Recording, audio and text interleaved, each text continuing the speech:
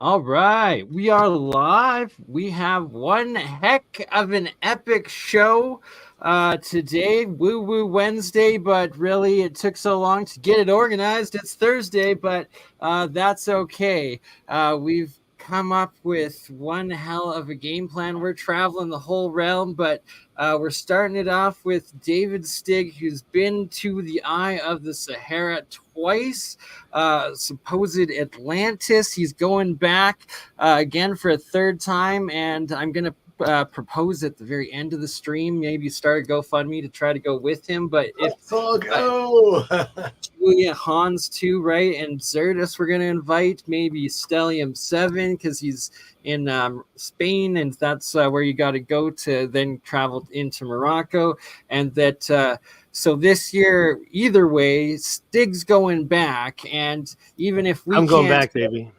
If we can't make it with you this year in person, we're gonna be there with you live from like uploads you do. We'll try to, well, at the very least, crowdfund this man a freaking That sounds good. Elon satellite connection that we can live stream from there. And then what the real goal is that we'll be talking about at the end is a year plan for a fourth time that will do an actual big expedition aimed to go in for a month or two and do LiDAR scans, talk with like the local tribes, investigate all sorts of ancient sites, and actually take a look at on the ground, exploring, getting more evidence of these past macro terraform structures. And it's like it's either, oh, you're absolutely crazy, how can Atlantis that sunk into the sea be in the middle of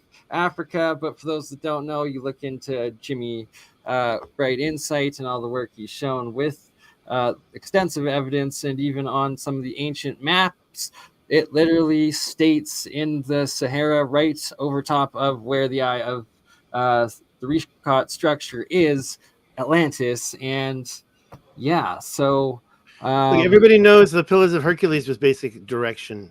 Oh, it was beyond the Pillars of Hercules. Yeah, it's far.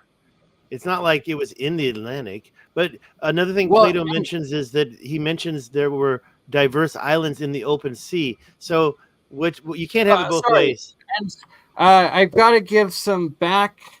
There's an ancient shamanistic creation story of the five sons, and that there was the master builders, then essentially there were the demigods, the legends of like Thoth, the bird head man, and all of the Egyptian all of the ancient demigods, but they were essentially half animal, half human. And then you have the legends of the Titans, and when you get into Stellium 7's work, at Roger at Mud Fossil, as well as Hangman 12 with Titan trees, that there was the third age of the Titans, which was also this Lemuria time, and then there was the fourth age, which was Atlantis, and they would have been the giants.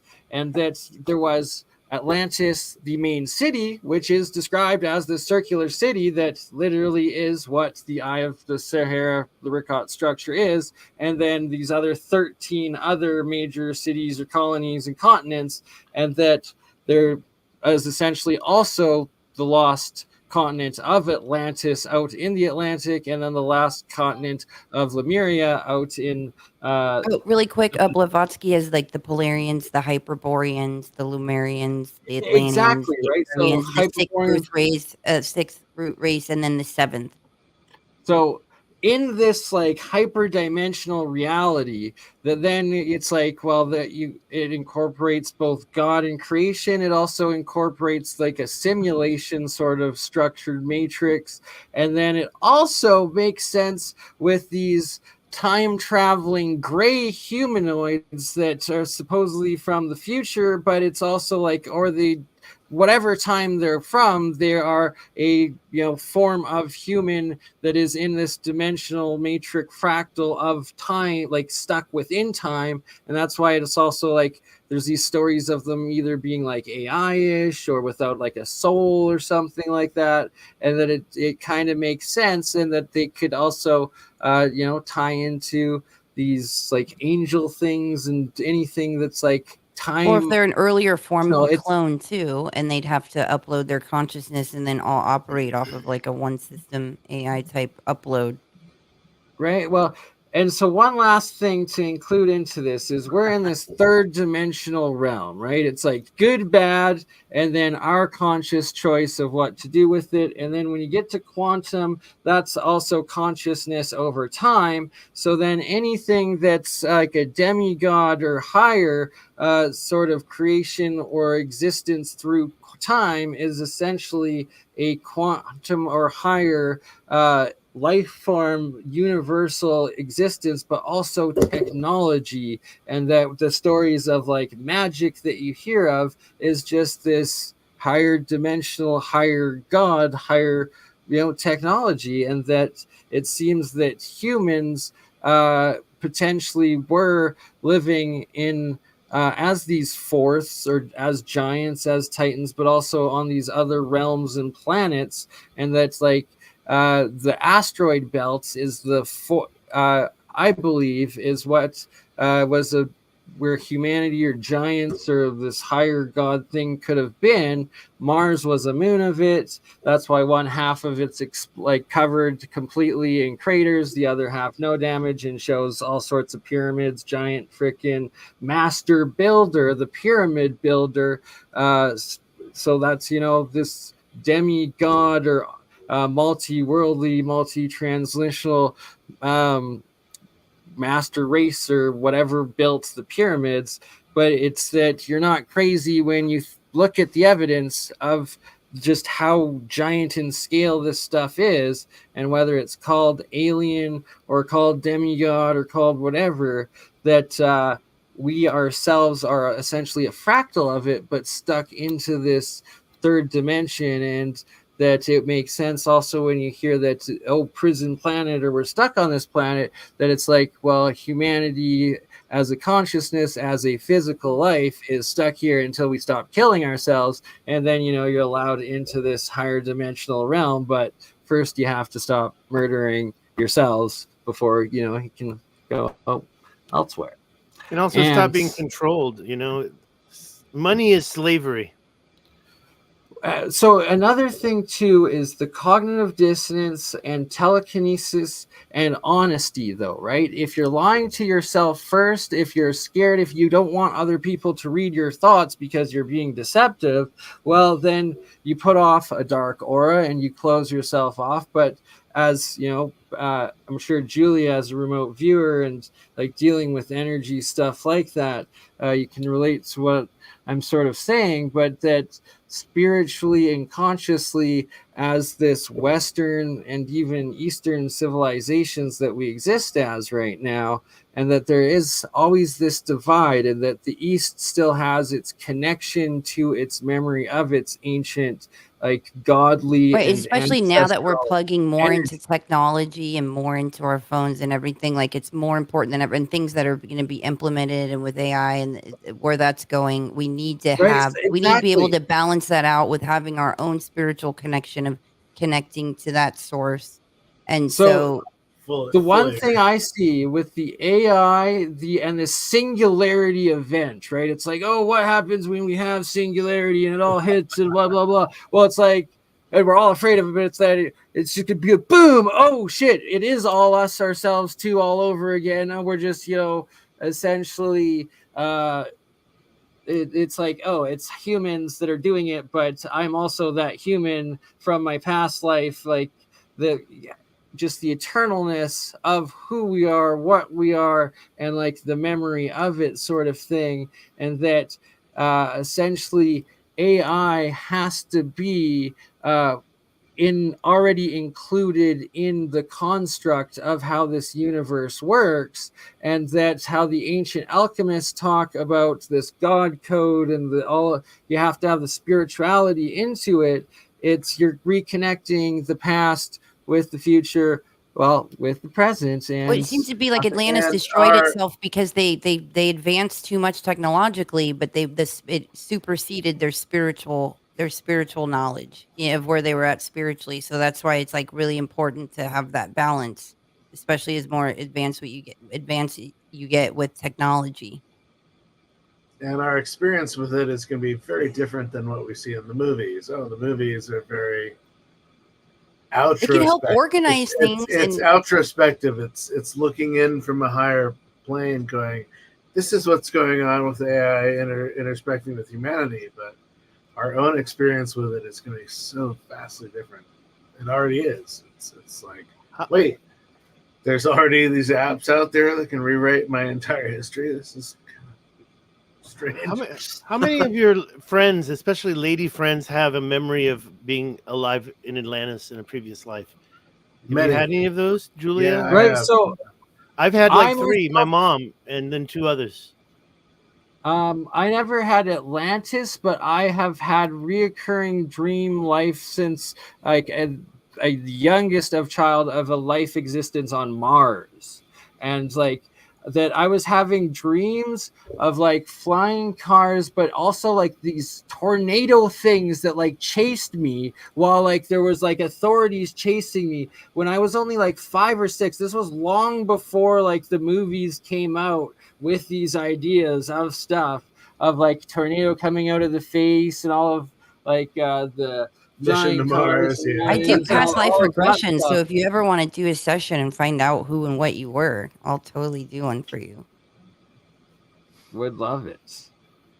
It was my But yes, mother. I was raised. In fact, I hated the idea. I hated UFOs because Stig, sorry. I grew up in a What UFO you household. brought up though of ladies, one person that I vastly respected who has since passed. I never actually got to meet her, but she actually is from the same city as me, Calgary, Alberta. Kamman Bolter of the University of Calgary, and the amount of work she did in Egypt and exposing all the stuff there. But she in all of her videos, if you've ever seen her work, constantly talks about her past life regression exactly. And even in the Netflix series The Pyramid Code that she did, there's segments constantly of her talking about her dreams and past life experience of existing in Atlantis and her memories of the time in Atlantis. There you go. One more then. And like I said, just recently I was talking about Atlantis, and they're like, I feel like I was there. It's like interesting you said that because I was raised around people saying they were there. But I like to.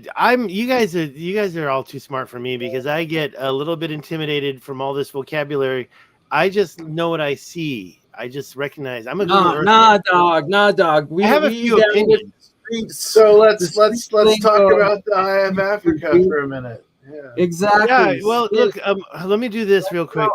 Before I do, let me just do this because I want to get rid of this picture behind my head, and I've been waiting to talk about it. Okay. If you see up there under the flame, that's Western Sahara, but you don't see the word Western Sahara. You see it over my head right there. Oh, you can't see my mouse. Yeah. Okay. Where? Right? No, the other side. Yeah. Let's try. There we go. Right there. Yes, everything is mirrored, right? Well, I wanted it to at least read from left to right. That's the Western Sahara. It was liberated from Spain. Forgot the year. And then now they're fighting with Morocco. Morocco claims it, but they're also independent. So that says Rio de Oro, River of Gold. Now, if you know about Mansa Musa, and you know that the ancient Taman Rasset River went right through there. I can't do it because the picture is messing it up.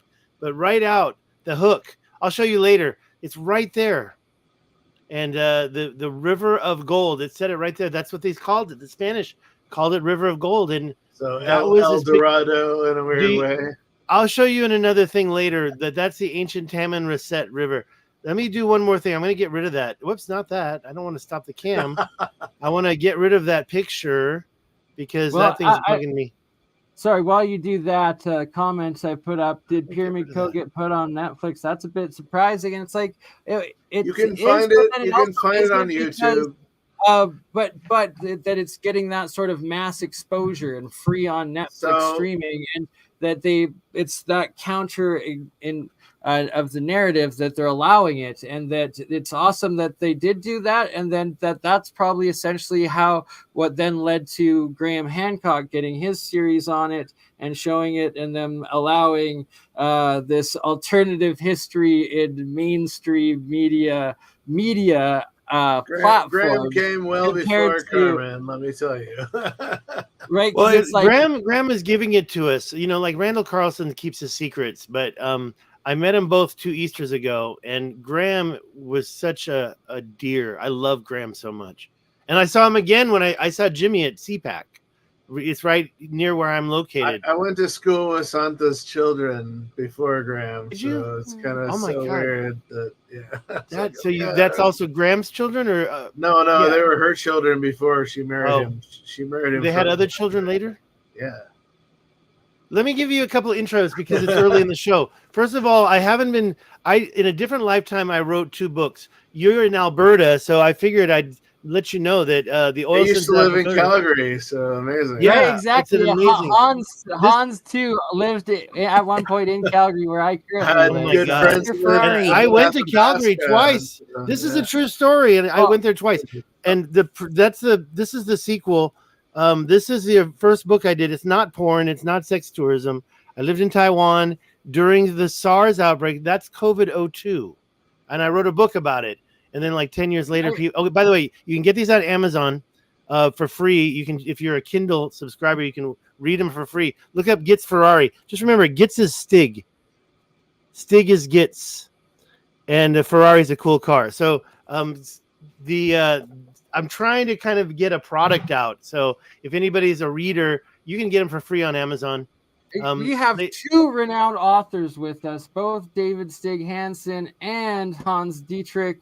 That we will go. I will post. I'll get you guys to post your right now. Actually, you should post your book links into the private chat, and I will spam them several times throughout the stream. Oh, we got Hans is there too, right? See, mine's a little bit unrelated to this topic. What is that? Dropa Legends and Lore? Dropa? Yeah, the Dropa Stones. So Hans has done, because he lived in Bhutan. I grew up in Kathmandu, Nepal for 12 years of my life, and so I can't wait to hear more about that. And the fact that he's one of like the foremost South researchers Asia, of the Dropa Afghanistan, Stones. Kashmir, Pakistan. Do you speak any of the local languages there? Yeah. That's Nepalese.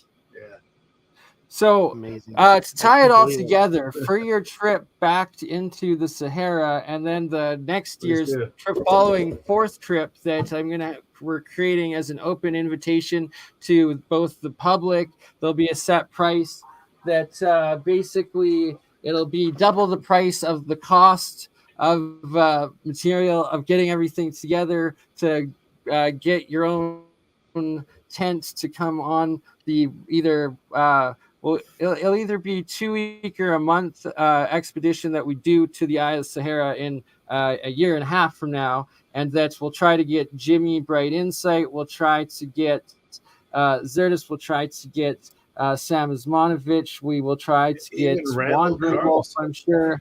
Invite Randall Carlson. We'll invite to absolutely everybody. Brian Forrester told me he won't go. He said, "I'm not going."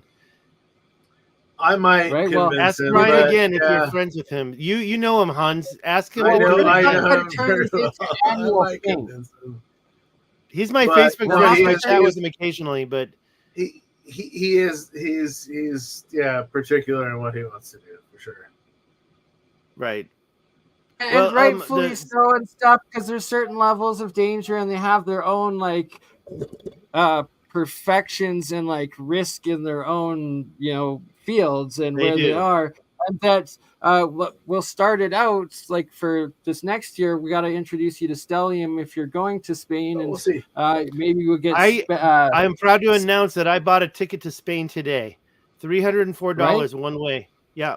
So we're gonna have to get Zerdis on this as well, and maybe I might change it around, but late January, early February, I'll be in Spain, going into Morocco. I'm going to there so I can be near the Rock of Gibraltar and cross over to Morocco and try to look at the Pillars of Hercules from both sides. So And I'm let's gonna segue into your experience in the eye of the storm. So did you come Yeah, in so from Morocco? let's get up and show it if you want to bring up What are we Google doing? Earth.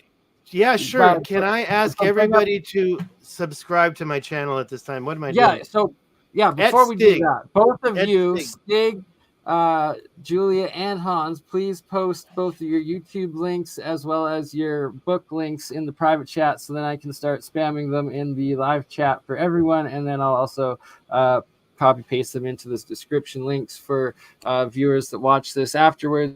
It will also be edited into the description links, because everyone's work here is absolutely next level and amazing, including Julia and what you're doing, and that what I want to create or put forward is a GoFundMe to get myself, and we'll talk to Zerdis and see if maybe we can do Julia, myself, Zerdis, and Brittany to go with Stiggs to Spain in the spring at the very least to see Stellium.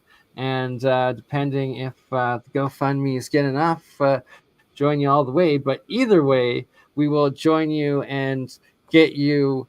The first goal of the GoFundMe will get you a satellite phone with Starlink from Elon, so that we'll have you in this upcoming March on your third trip back to I have the a satellite phone, but I need to get a new battery for it. Please subscribe, youtube.com/@Stig. And as you can see, this is a topographical map of the Rishat structure. And what you see in the middle there is what I believe is a crater from an impact. I believe that's what destroyed Atlantis. I mean, wouldn't this be more reasonable? I'm going to show you a picture here. Wouldn't that be a little bit more reasonable on the left when it comes to however this thing was created? But instead, what we've got is on the right, we've got missing mountains. I believe that this impact was what disintegrated Atlantis and got rid of all the stuff that we assume should be there. Just to let you know. See, I'm going crazy with my mouse. When you zoom into the Sahara Desert, everything you see has something going on with it. The ancient Taman Reset River came out right there where I was talking about earlier, right below the Western Sahara, right above the Eye of Africa. It followed this line. I'll show you that later, but I mean, they named it Rio de Oro for a reason. When we zoom in here, you see shorelines right away. On the north side, right. all that white stuff, those are playa, those are flood playas. And when you zoom in, you see 200 miles of shoreline. So, you don't just get a shoreline. I mean, and it looks like that's an empty lake. And then it disappears under the sands. I believe this whole thing was a sea. And then it connected. The Taman Reset was up here. I call that the eyebrow, okay? Because when you've got the eye, you've got this thing. It looks like an eyebrow. And that's where the ancient Taman Reset was. I show you this picture here, and you can see what I'm talking about. The red, big, thick one, that's the ancient Taman Reset Paleo River. Don't forget, the ancient shore is not what we see nowadays. The ancient shore is actually way out here, and you can see it pretty clear when you look at Google Earth. Whoops, don't look at that. And also, I believe there was a complex of canals that I can even show you that one I showed you earlier. I'll show you again. And I believe this was all water, and down below it probably too. And there's absolutely everywhere. Sorry, just to pause you for a second, Stig, because Yeah. we're just getting acquainted, and I know you're not familiar with my own research that I've done into alternative history and this cataclysmic ancient past. But there's also the canal. There's the Starfort Canal builders, and they were more recent. They were after the pyramid builders, and that the mainstream tries to give us all of these different fudged up timelines of what both geology is, but then of what man-made structures are. And when it comes to megaliths, and when it comes to the polygonal and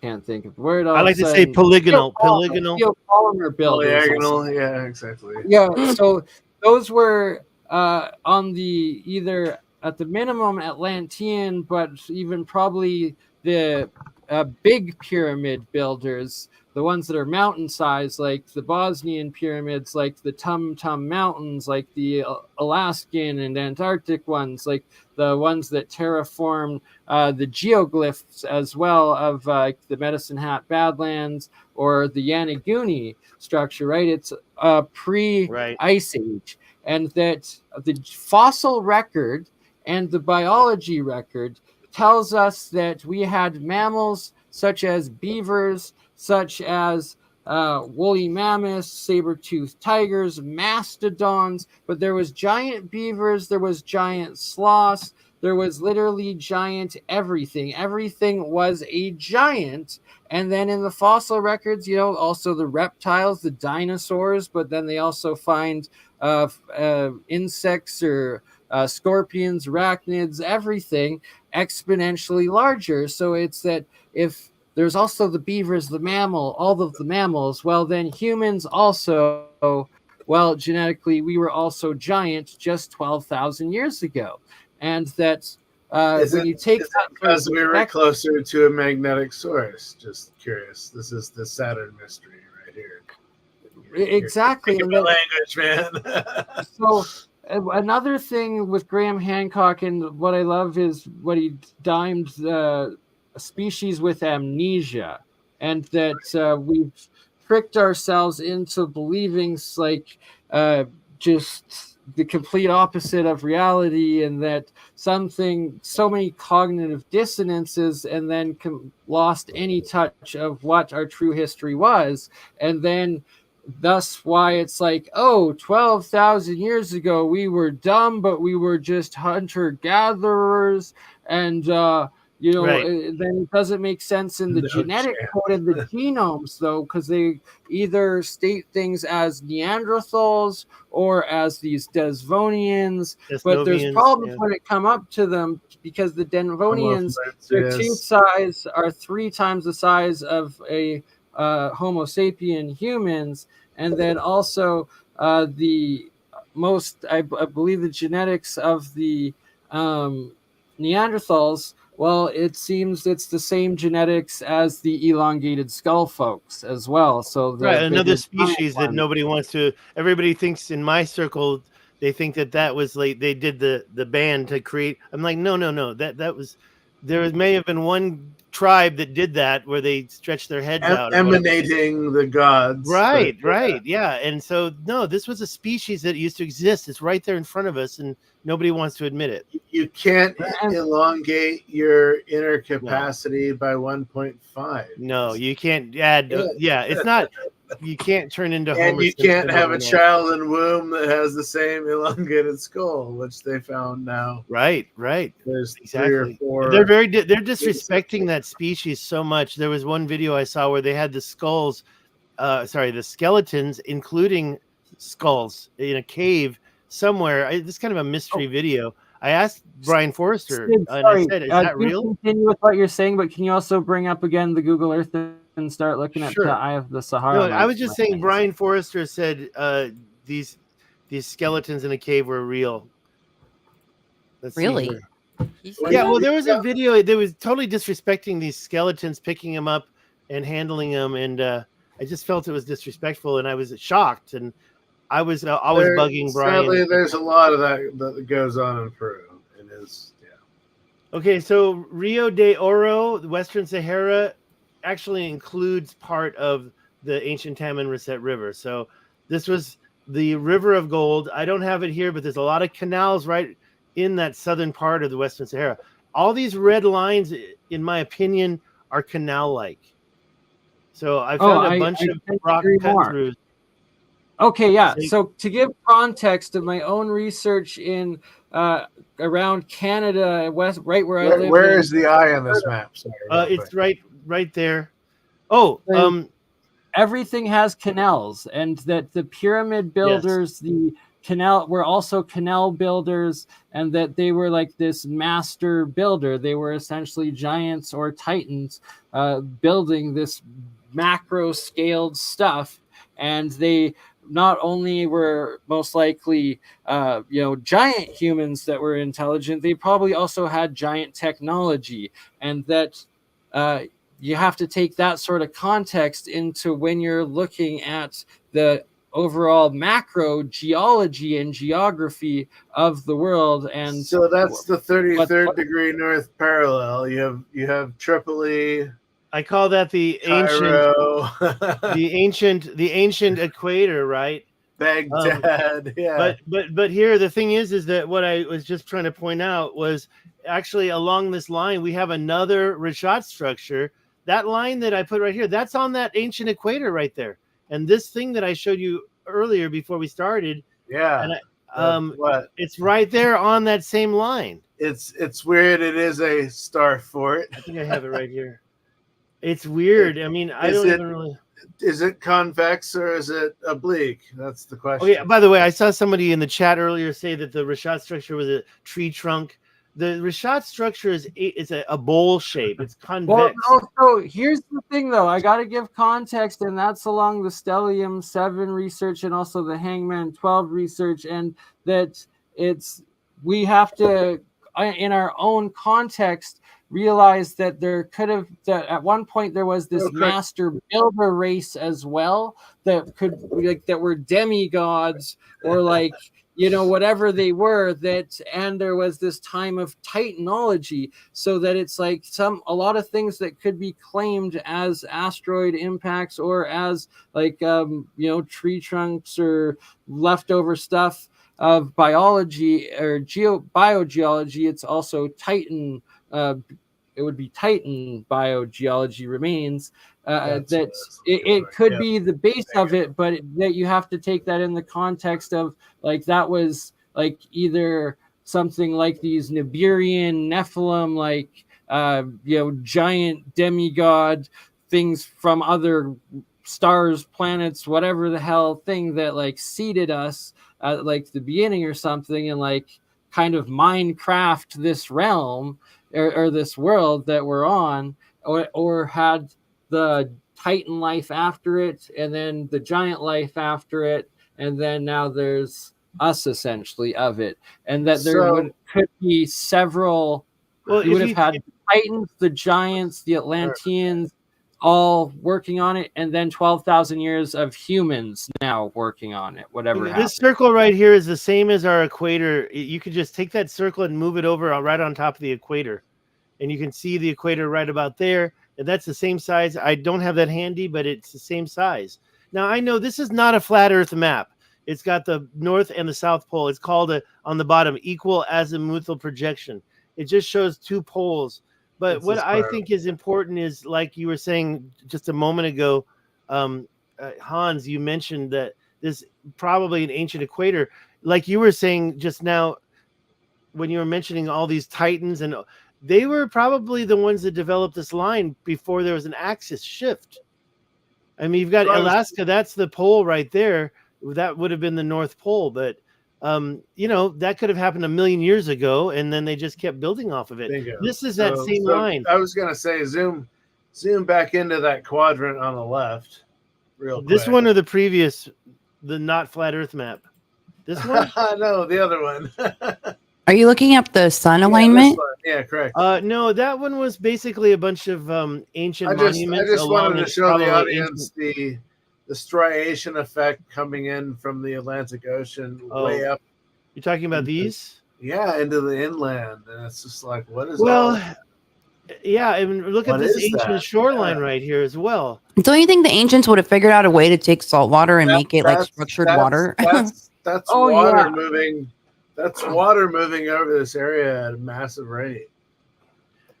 Yeah, and think that this was a lot. Okay, they say that the Sahara has been green 2 times since the Younger Dryas event. Interesting. Yeah, All right. right.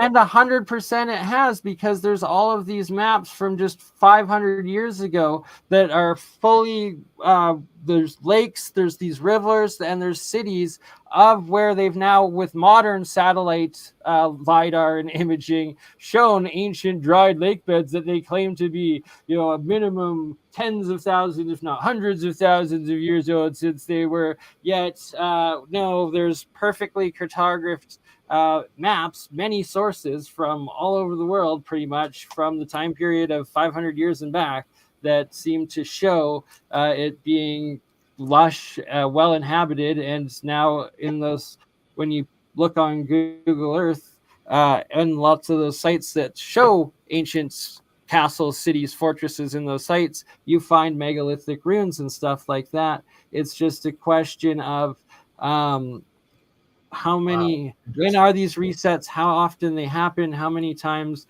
it's happened in the last 12,000 Go years. back to the restart structure compared to the giants and titans before. Wow. So, the first reason I went there was because of Jimmy pointing out the castle. There's the castle right there. I went there first trip just to see what it was, but I was kind of heartbroken because it really is just a more modern. Pause, zoom in just a little bit more on that. About Sure. 3 times the size, and look at that. Is that actually like Israeli or Hebrewic language, or what I got language? a picture of me next to it. Where is that picture at? It's just rocks, man. No, that's rocks. just building. Sorry, that's the foundation of the buildings covered by sand. That isn't language in there. There's a lot of. Where am I? Oh, I see. I'm in the wrong one.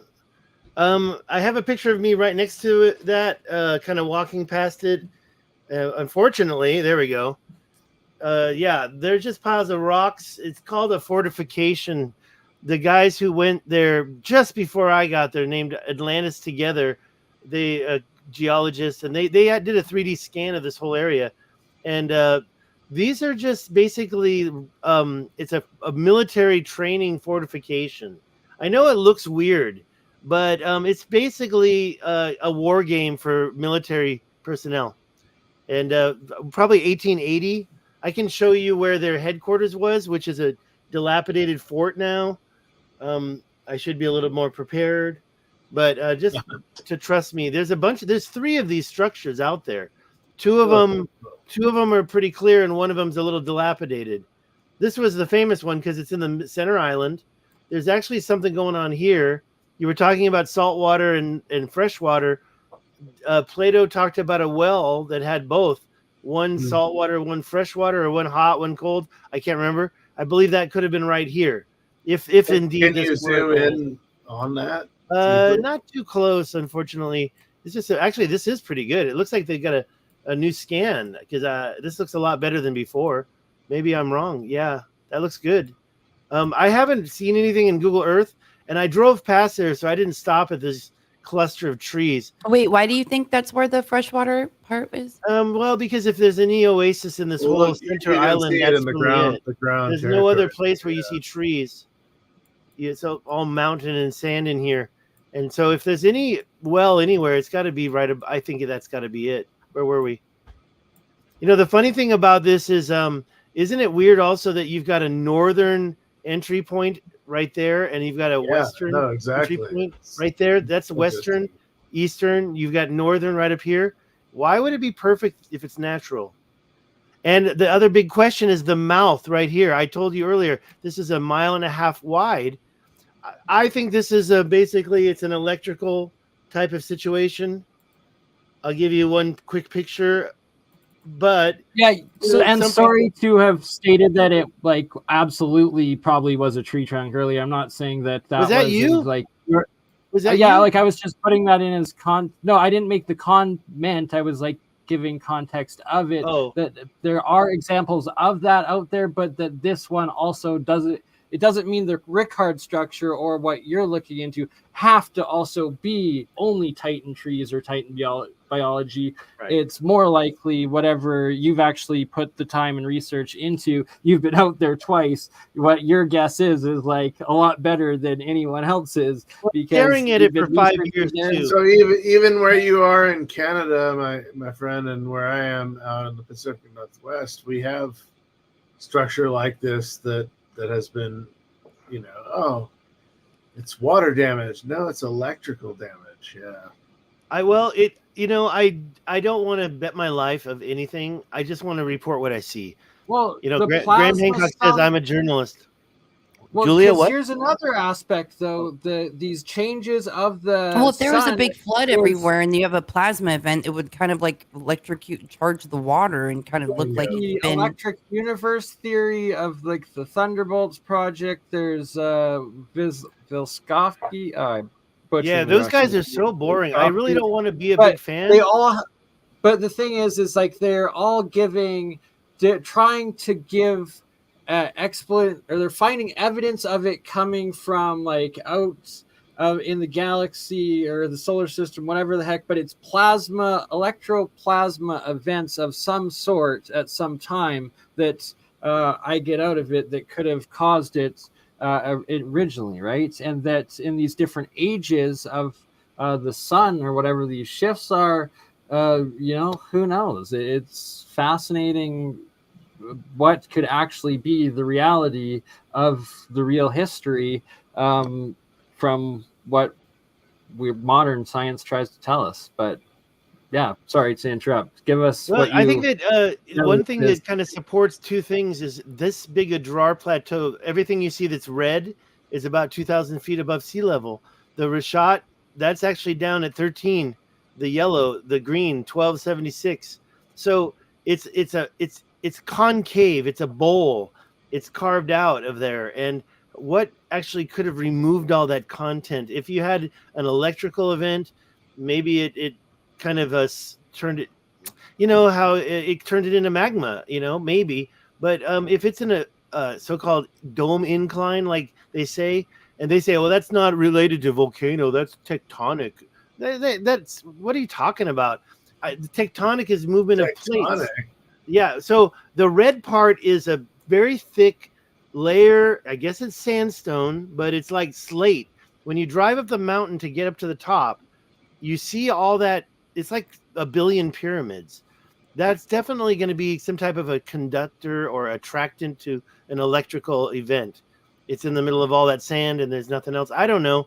Maybe it's even the squatting man event. This is ancient demigod technology, and it's like built on a galactic scale, essentially. Like what if anybody's ever looked into Cydonia of Mars and like all the matching ancient mountain pyramids out there, and then with Samir Osmanovich's unbelievably like great research over the last 20 years, and to the point where they've been able to measure, track, image, and show that the pyramid of the sun literally has an energy beam coming out of it that follows and tracks along with the sun each day. That's, and then that when they found Chichen Itza, when they found Teotihuacan, they were covered in like both what's that crystal? It was Mica, which is like a vitrification insulator. And where they were mining it was 1,000 miles to the south. Yeah, right. So it's like they had these layers of them, and then they're told that they were also covered on top of that with like gold and silver, like layers of metal, like literal layers of so gold just and silver a metal conductors on top of that. weird quick point of reference. We're showing all this here. So exactly. Cairo, Egypt is known from Al Qaira, which means Mars. So Cairo is Mars. And so on Mars we have Cydonia, and Cydonia is the area around Cairo that makes up Giza and goes all the way out into the eastern desert and partially into the western desert. Yeah, so I've been looking at this Cydonia on Mars. So anyway, just connected. Just look at how clear the 1976 image is compared to what they show us now. Right? Yeah, it's black and white. But yeah, this was supposed to be the Pentagon. Actually, I'm wrong. That I made a mistake. But anyways, the Pentagon is right there in that little picture, and then this little thing, you can't even see what the hell's going on. But I don't know if you remember, like I do, because we were waiting and waiting for the new scans of this face on Mars, and I think it was 1992 we finally got to see it. Yeah, they showed us the cat box, and it was like they 4 showed us images. How old are you, Hans? You remember? Oh, I'm well aware of this stuff. It's like I'm old, the first, man. okay, so you had to wait like 12 years between like the first time when it gave you this clear image of the impossible face, and then like the supposed next one 12 years later for the. It was a cat box, like he just said. But it's like They were laughing at us. I'm not buying it. show it. I'm not buying Right. it. Here's the thing: the technology was exponentially better by a decade, yet the image quality they gave and delivered was exponentially degraded by 2 to 3 like levels of technology. It was like they were blatantly lying to us, and you know how it is when you hear all the Devon Island. Which one island? They did it Which one? intentionally. Yeah. Devon Island, like that's where it's like they go and practice. Like NASA's like, oh, we just send our rovers there at Devon Island, but people have found up in the what they tell us is Mars. What they tell us is Mars is actually Devon Island, Canada. Oh, really? Yeah, but then they admit that they admit that they go there and they train there, but they won't admit that that's what they're. They distract you with some things that are true, some things that are not true. Yeah, so Devon Island is the largest uninhabited island in the world, and it's in the largest northernmost island of Canada, and it is also where NASA officially does its like rover and if you look at testing, side-by-side like pictures of testing. But where is it? Where's Devon Island? Up, it's way up in the north, up in the Nordic. Giant one at the most north of Canada, and that it also I've done an episode. With shout out to Shem Jacobs, who was on here earlier, but we took too long to get going. He had to leave. But with him and Elkman, where the Elkman showed an ancient map of an area of Devon Island called Pyramid Bay, and then live on this episode I looked up some images, and boom, there's several mountain pyramids on Devon Island, and that the whole bay areas and canals, there's giant terraformed canals and pyramids all throughout this area of Devon Island, literally Canada's most remember a pyramid. But there's some people that have done some pretty big research. Coming to a pinnacle, all the pyramids in South America don't come to pinnacles. Even the ones in Peru. There's some great research that will show things that are on Devon Island, and then show previous photos that they claim were Mars photos. What the hell is this? What's going on there? Is that a cave? Right? Like, there's just so much ridiculous. Well, I want to see. I want to hurry through these. There's 20 of them. I can't help myself. I just can't stop. I'll pull up a couple of delicious content. All right. So, where's these pyramids? I'll find them. I've got images saved. You continue. Like I said, they don't necessarily need to come to a pinnacle. We're getting distracted from the records. It can be partial structure. Yeah. And also, I can't wait for you to show me the stuff that you're talking about in Colorado. In fact, why don't we just go there right now? Because look, the Rashad structure has led me to so much more that I can't unsee or unexperience. If I start, everybody write down @0 control. He's a guy I know, his channel @0 control. He's the one said go look at Lesotho. So I went down there and looked at it. I don't want to get too deep into it, but did I show you all the? Let me just go to the one map I have. It's right here. Show on map. So if you look, all those little yellow lines, one of them is even 100 miles long. These are the volcanic dikes that I've traced. Let me just show you the one I know I showed you last time, but it's really one of my favorites right here.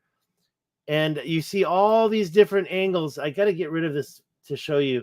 But look at all those different angles in the ground.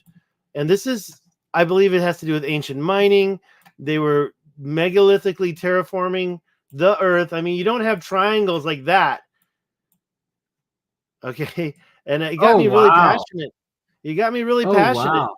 Some of these go Where on is for this? 40 kilometers. It's near South Africa in Lesotho. And Oh god, yeah.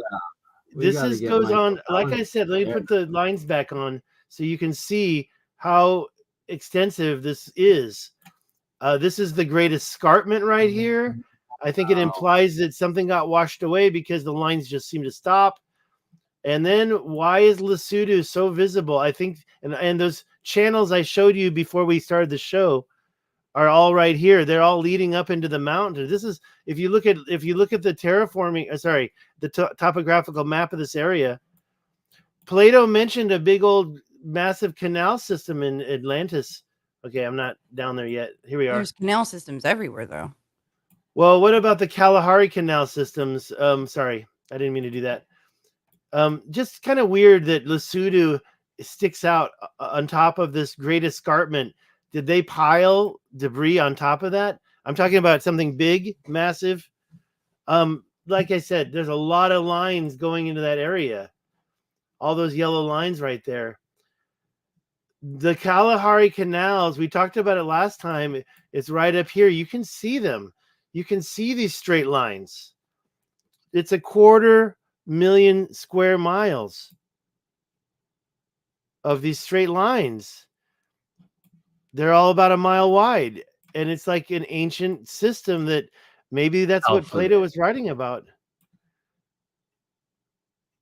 I mean, I don't what can I doubt say? it at all.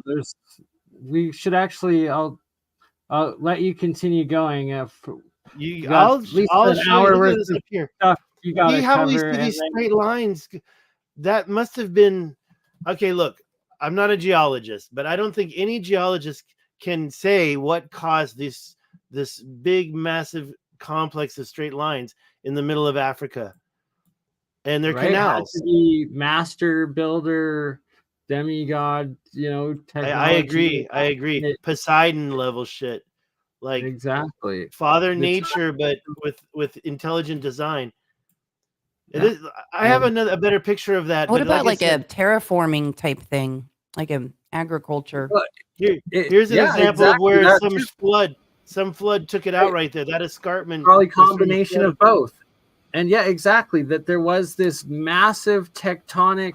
There's the crustal displacement theory, and even Einstein, before he died, said like his last writings into it was that he ruled in the favor of it being a crustal displacement and cataclysmic tidal wave ocean wipeout over this gradualism of what they currently call the tectonic Gradualism plate. is uniformitarianism, right? Yeah, exactly. It's gradualism, and literally before World War One, every single institute in the world, at higher academic institute in the world, taught catastrophism and taught that Atlantis was like the official history.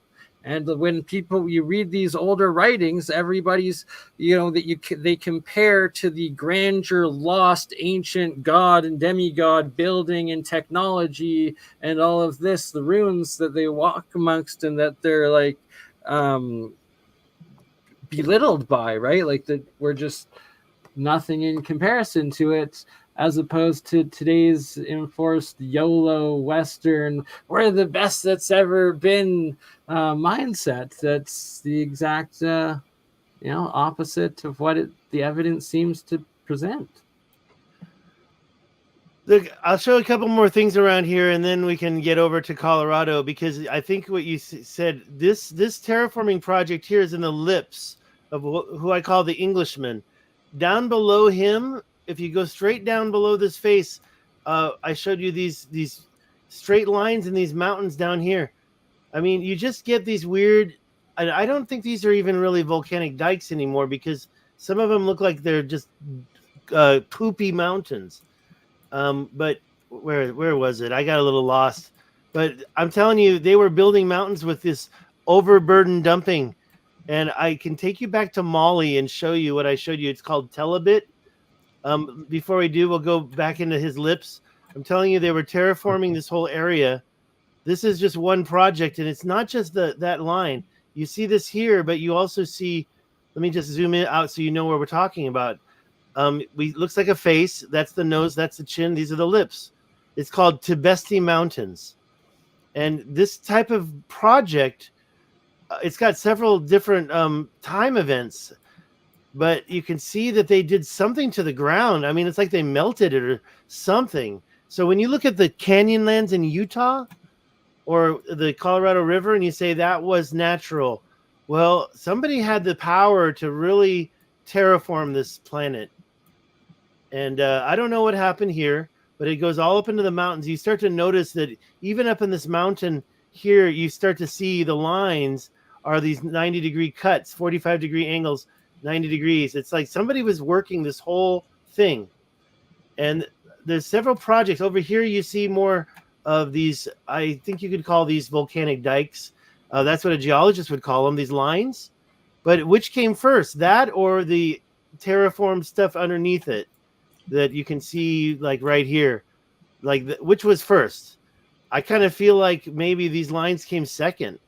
Like somebody said, we need to control this water. So they're like, they don't want to make a proper dam. So they just put debris in a nice straight line. And if you don't believe me, I'm going to show you one more thing and then I'll shut my mouth for a bit. But let's go back out. You can see this is Chad. I'm sorry, that's Niger. Sorry, Niger. And I think all those are fake. But over here, the area in Mali has this thing called telebit. I think this is the smoking gun. I think this is smoking gun because you literally see 100 lines side by side here. And you get the occasional one going across the top like that. You get the cross hatching. Look at this one. If you get in there, they're 60 feet wide. And you can see pictures of this by clicking on the layers and going to photos. Unfortunately, there's none right here, but down south a little bit, we start to see some photos. And you can see what these mountains look like. They're just basically piles of rocks. And it looks like, I bet you if you dug underneath there, you'd find sand again. Like literally, this is so massive and so large. I know I sound crazy even talking about it. I told you I wrote these 2 books, but I'm going to write another book called The Mountain Builders. I'm going to put all this in the same book, The Mountain Builders. And there's different projects, different layers. This one right here is like they just dumped rocks. But in Colorado, they were creating volcanic dikes. Somehow they've got technology that created these big walls. I can get into that later. So Mali, yeah, you get in and take a look at the photographs of these areas, and you just see piles of rocks. These so-called straight line mountains. It'll go back in one more time. There's a circular dike here. Telebit is here. I like the one. That's the one I just showed you. These straight lines. I mean, they were building mountains out of their debris, out of the overburden dumping. Remember, Mansa Musa inherited the gold. Who did all the mining? Look at this part right here. It looks like total cross hatching. Like you can see the things going left and right, but you can also see them going up and down. It's just, to me, it's the big smoking gun that proves that could be 1 million years old. I don't know. It doesn't look 1 million years old because we know the Sahara was green twice in the last 15,000 years. So I don't know. I mean, I just know that somebody was working this planet. Oh, yeah, it gets crazier and crazier up here in the Algeria, Libya. But I promised I'd shut up for a second. So no, keep going. Okay, I'm going to zoom into Planetary Valley, Libya. I've shown this a lot. So a lot of people may have seen me show Planetary Valley. When you zoom in here, have you ever been in a machine shop where they're welding metal and you get those spherals all over the floor? I think that's what we're looking at here. I'm going to turn it this way because I feel like we're in those are actually EVOs, exotic vacuum objects. Have you ever looked into like mineral rights, like of like what's rich over there, the uranium deposit? Like, do you ever look into what the resources are in that area? Gold, iron, in Mauritania, iron. I think that there's all sorts of metals. These are called concretions. But the ones in Peru this is a lake. I don't know where the hell that lake is. I didn't see any lake. And it's missing the good one. Where the hell is that good one at? Hold on, I got it right here. It's right here. This one was in somebody's.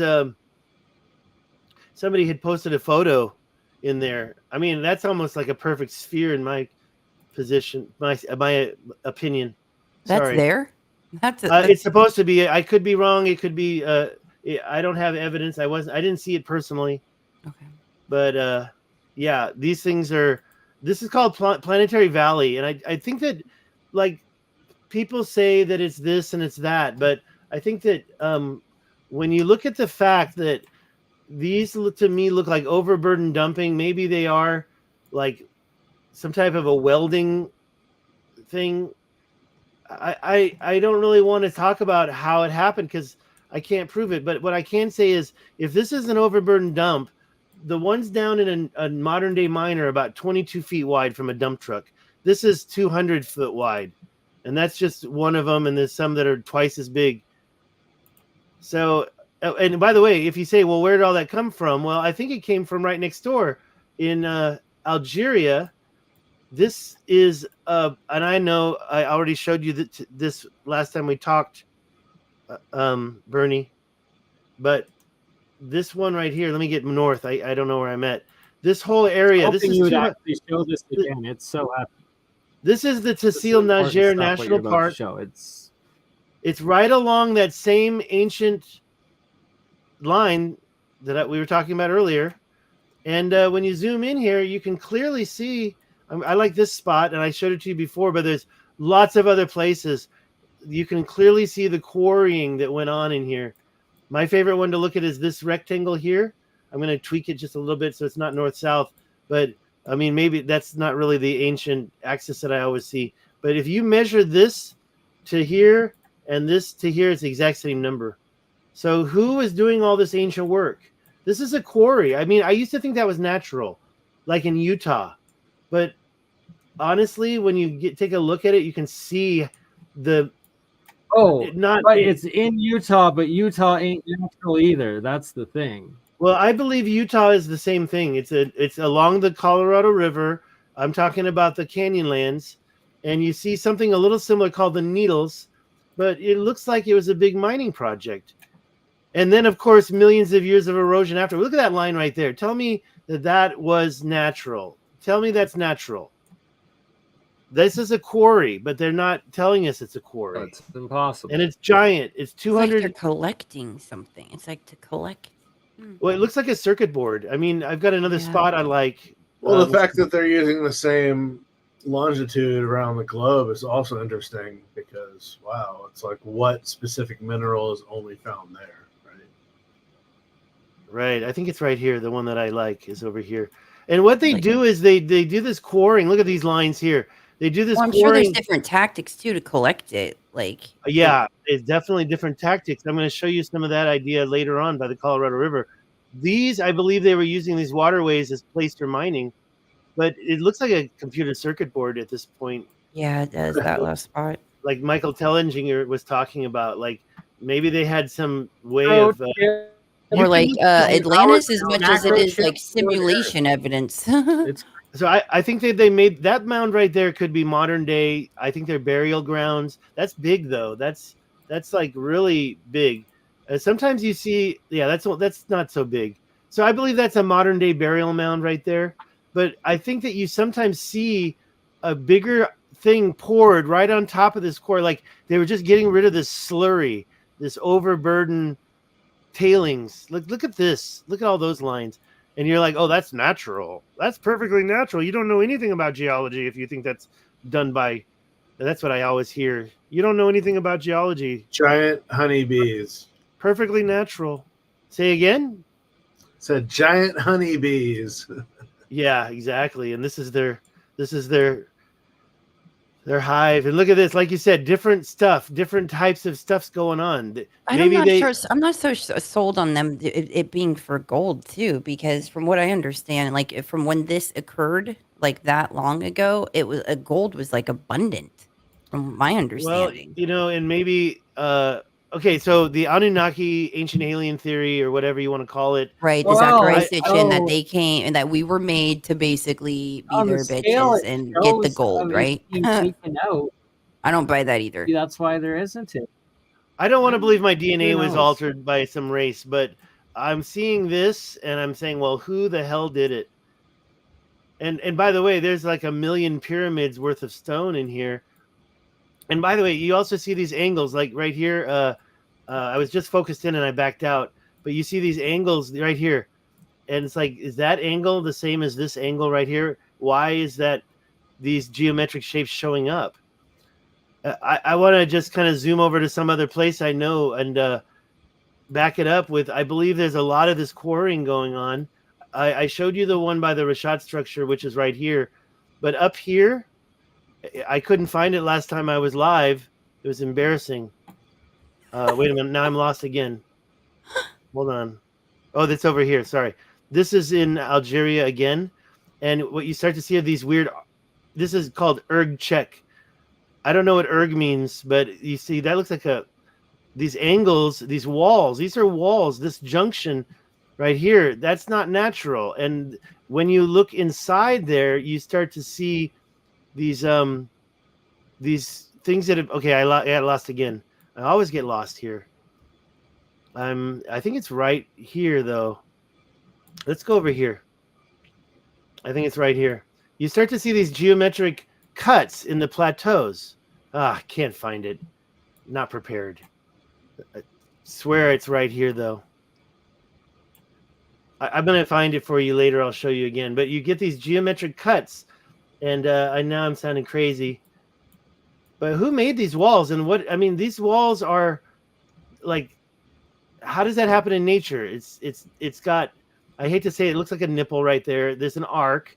Then you go over, you have this other structure, and then another arc, and then another arc up here, arc after arc after arc.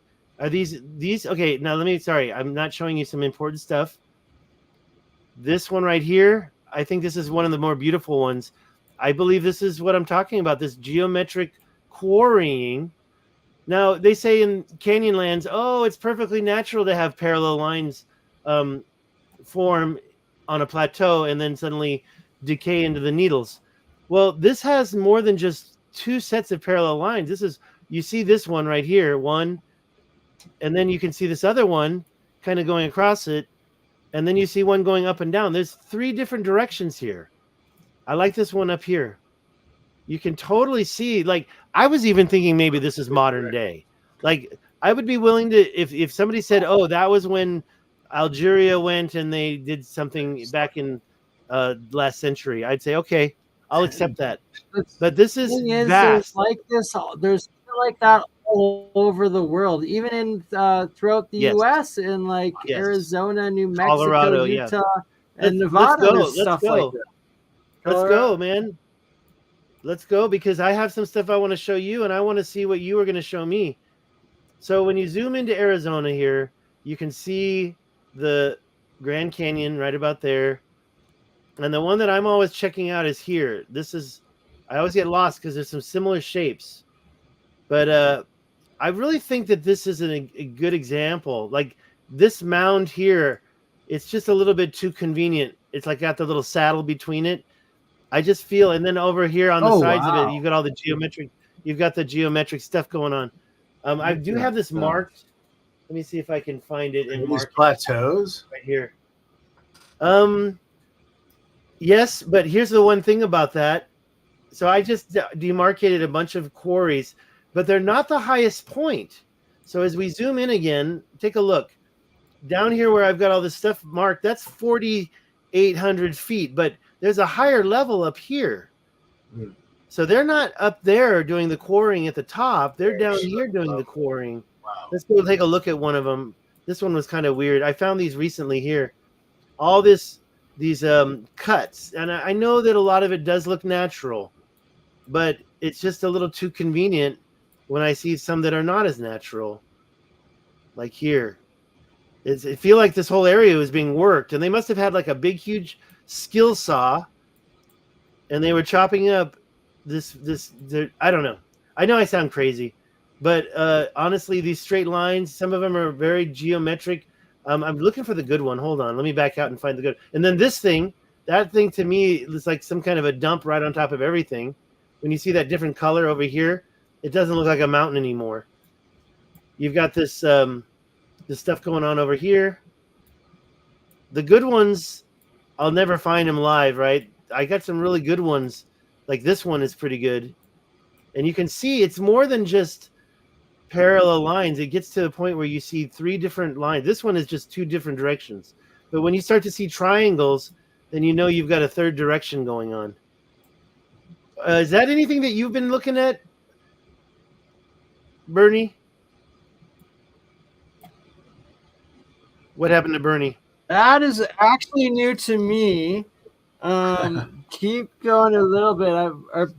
I'm getting together before we get into my stuff. Why don't we take Hans? Do you want to give? Can I give it? Stig, can I hand over the screen? Can you open up your screen, Hans? Because I need to take a break. For what? Sorry. For showing us what you. I was hoping you could show us some stuff on the map in Nepal. Look at some Nepal stuff on it. Oh my God! I don't have my Google. Well, we can go to. I can go to Nepal. Yeah, you're the best at operating the Google or Stig. But all right, I'm going to share my background again. Where's the share? Hans will be the captain, and well, how about we zoom into Nepal again and you show us? So yeah, I think that all those red lines. I know that a lot of the stuff I just showed you wasn't so impressive, but if you go up the Colorado River all the way up to Utah, are you?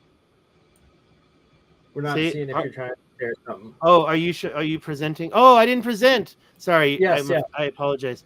All right. Anyways, I think I presented, right? There it is. Yeah, now we're good. Tell us about Nepal. So it's the size of California, basically. There's 42 different tribal groups with their own languages. And you have everything from the plains of India, which are, a couple 100 to 1,000 feet, to the world's tallest mountain sandwiched right there in the smallest of fingers of South Asia. You were born there? No, I lived there from the age of 4 until I graduated from high school. So where's the city? Because I was looking for, is that Butwai? Kathmandu, no. Kathmandu. Okay, there it is. Right there, yep, bingo. So Kathmandu is at like 4,500 feet. It's massive now. There's 600 million people that live there, something like this. Wow, 600 million. That sounds like a lot. That's the almost 6 million. Sorry, something like that. Is this your high school? No, that's actually downtown. That's the sports arena. If you zoom in south of that, hold on, go down. Yep, zoom in.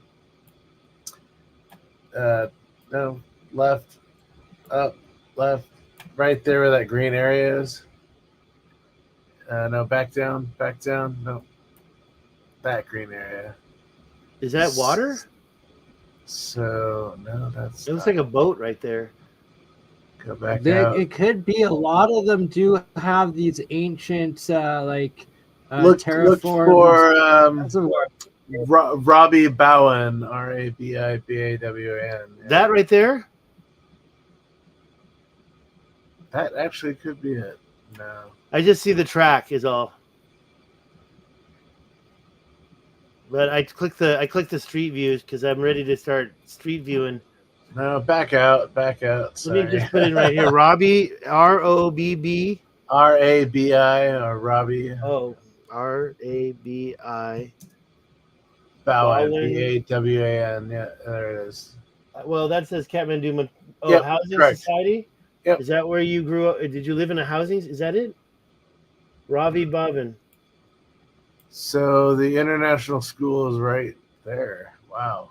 That's it the right there. Olympic-sized swimming pool? Yep, that's it. Wow. You went there? Yeah. All right. We didn't have the swimming pool then, but. See if we can find any sites. Where's the front door? Right here? No, it's like up. There it is. There it is. That's it. No, that's the back alleyway. Oh my God. How many times did you smoke cigarettes there? You were just in the back alleyway by the temple. Yeah, interesting. Okay, let me point it north. No, The front entrance is right there. Shit. Anyway, it's the second building. It's in between the first and the second building from the swimming pool. Oh, right there, right here. Yeah. Yep. Oh, so that's the right there. Okay, so this is. It doesn't show the front door. No, of course it wouldn't. So you Oh walk my down. God. Go up the street. Yeah, that's the alleyway that goes behind it. So Unfortunately, it's not letting me go up that way. I can't go that way. I can go down this way. Wow. Well, maybe not. Let's try it. So that alleyway is, yeah. So you know this. Used to bike down that street, shortcut to the main road. Is that Korean? Is that the Korean school right there? Or is that there are other? This is all new. I haven't been here in years, so I have no idea what's there. All right? Let me get out of here. That's funny. Wow. All right. Yeah, but that's all Lincoln School there. Yep. Wow, Nepal, Kathmandu. Like there's two cities that that's where I want to go to. Oh my God, Timbuktu. I want to go to Timbuktu and Mali, and then Kathmandu is the other one that. So it's at like 4,700 feet is the valley, but then you're surrounded by an upper level of hills and then mountains above it. And if you watch Doctor Strange, you'll kind of see that, but most of it's CGI, so don't count on what you're looking at, but it's interesting to see. There's Kathmandu. So kind of like that. Yeah. It's got a lot of layers here. Yeah, so can you read? Is that Sanskrit? Can you read it? It's not Sanskrit. That's all Nepalese, yeah. Or Hindi, one or the other. Urdu, Hindi, similar spoken, different visual. Yeah. Oh, there. See, sometimes when you grab it after you choose a layer in this topography, you grab it and then it reveals all the stuff. Province. Oh goodness, that's hilarious. Wow. The Bagmati look at that. Look at that number right there. Anything that's white is like 28,000 feet. Oh, it's You're literally the width of California. You have every trophic level you could imagine going to the highest mountain. All the way down. Yeah, look at that.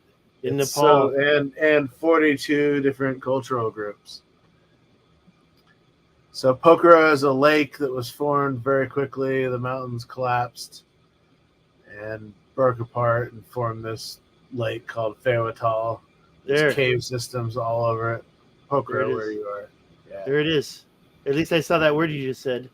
Yeah. Feywatal. Right there. Feywatal. And then it drains out into Devi's cave. Devi was a tourist who drowned. She got swept into the cave system. What? There's caves that go under the lake, and they don't open the system very often, but they will. And my friends and I on spring break went down there and paid a bunch of guides to take us all the way up underneath. So you're looking up at the waterfall that comes down from Feywatal, Davies Falls, they call it. I can't find it right now. Where's that lake at? There's Kathmandu. So there's a river.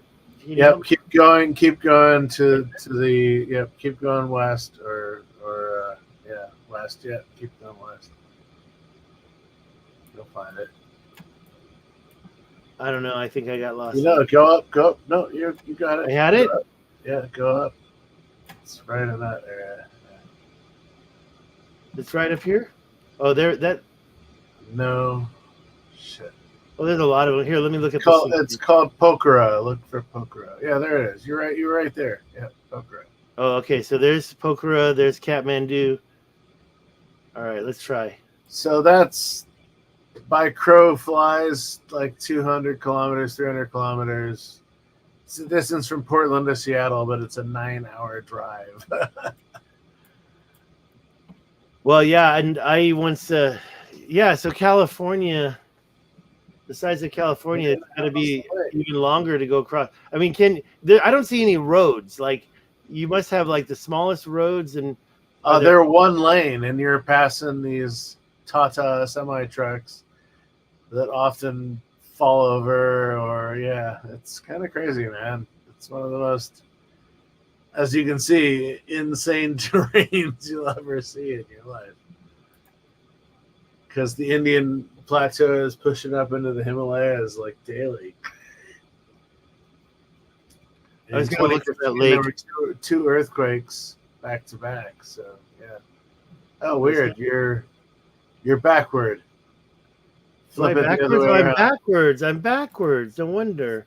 Yeah. No wonder I couldn't find it. There That's we why I go. couldn't find it. Now the lake is going to be okay. Much better. Yeah. So that line, the lake is like right here. There it is. See?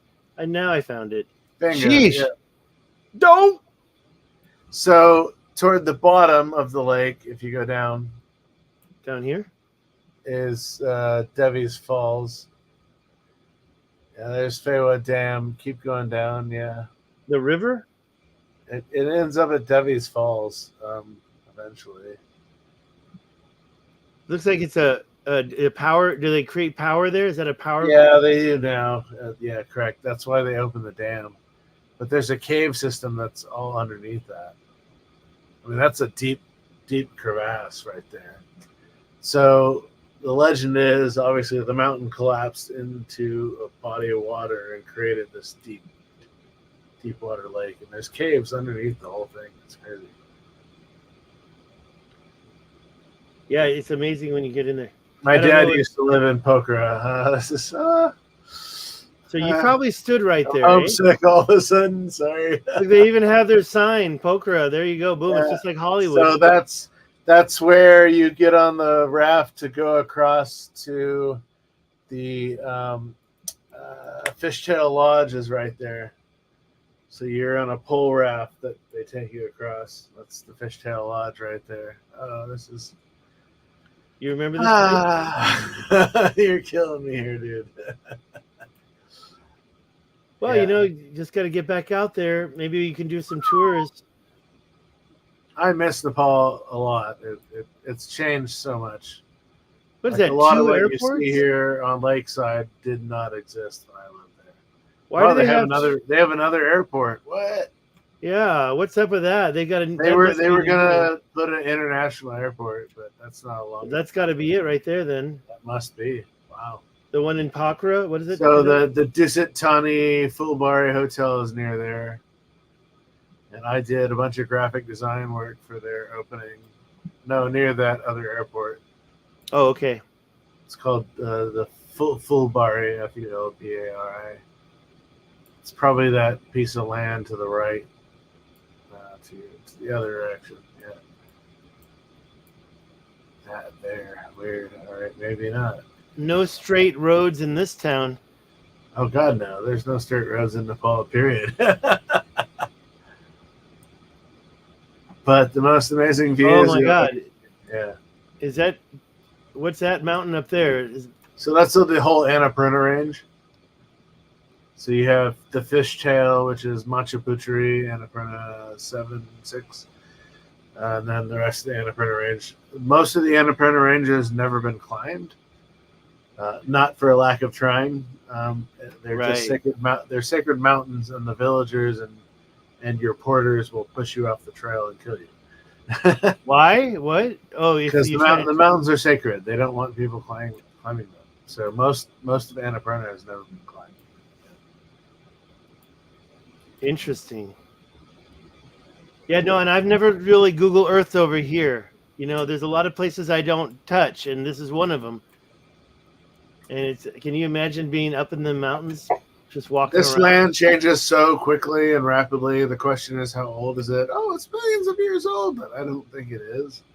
I think it happened very quickly, like the Dolomites in Italy and Patagonia. There are all these like quick formation isostases.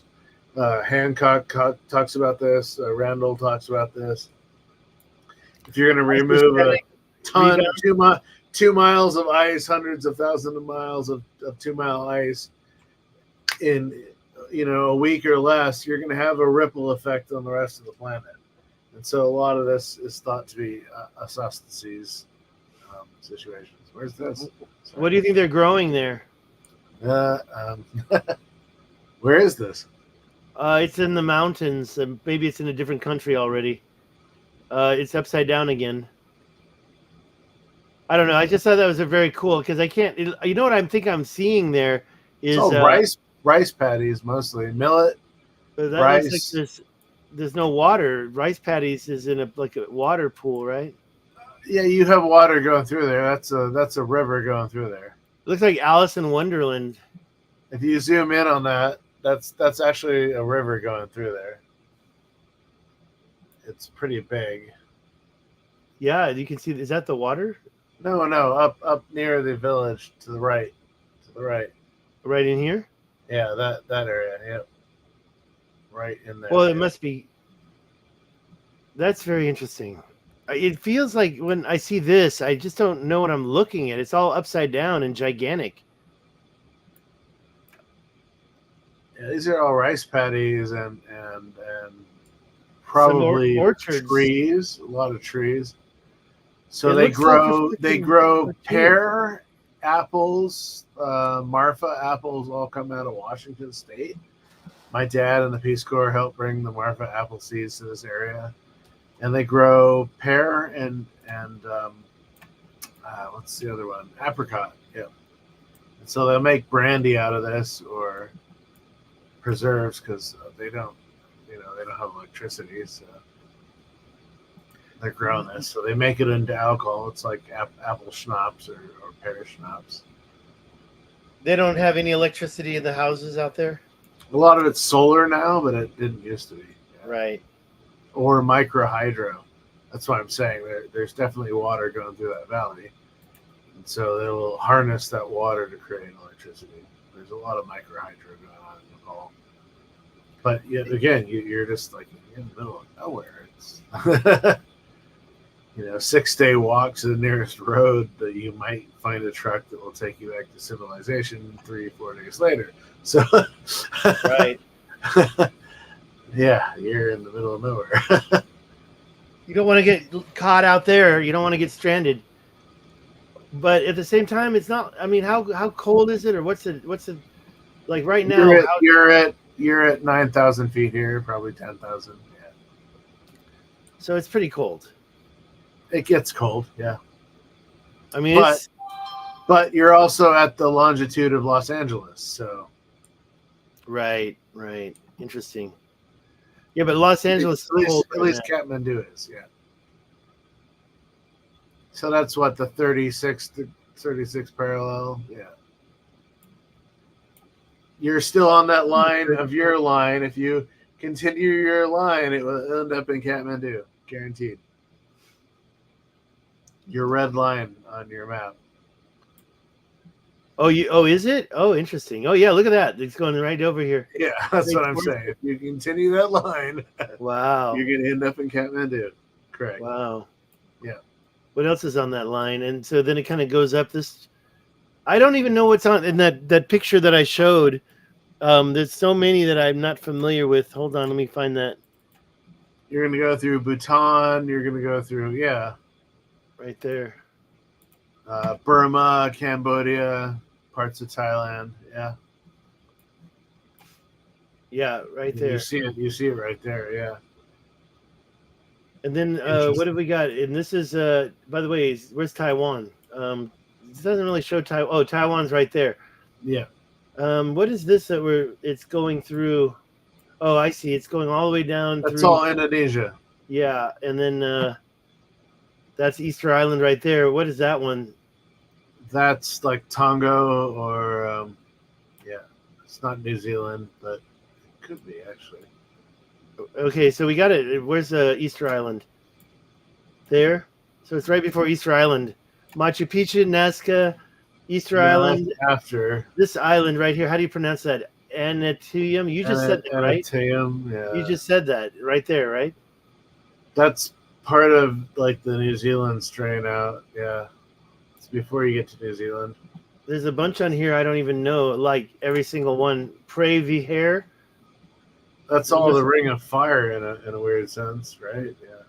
Kind of, yeah. I always consider this the Ring of Fire. 'Cause New Zealand is just south of the one that we're talking about.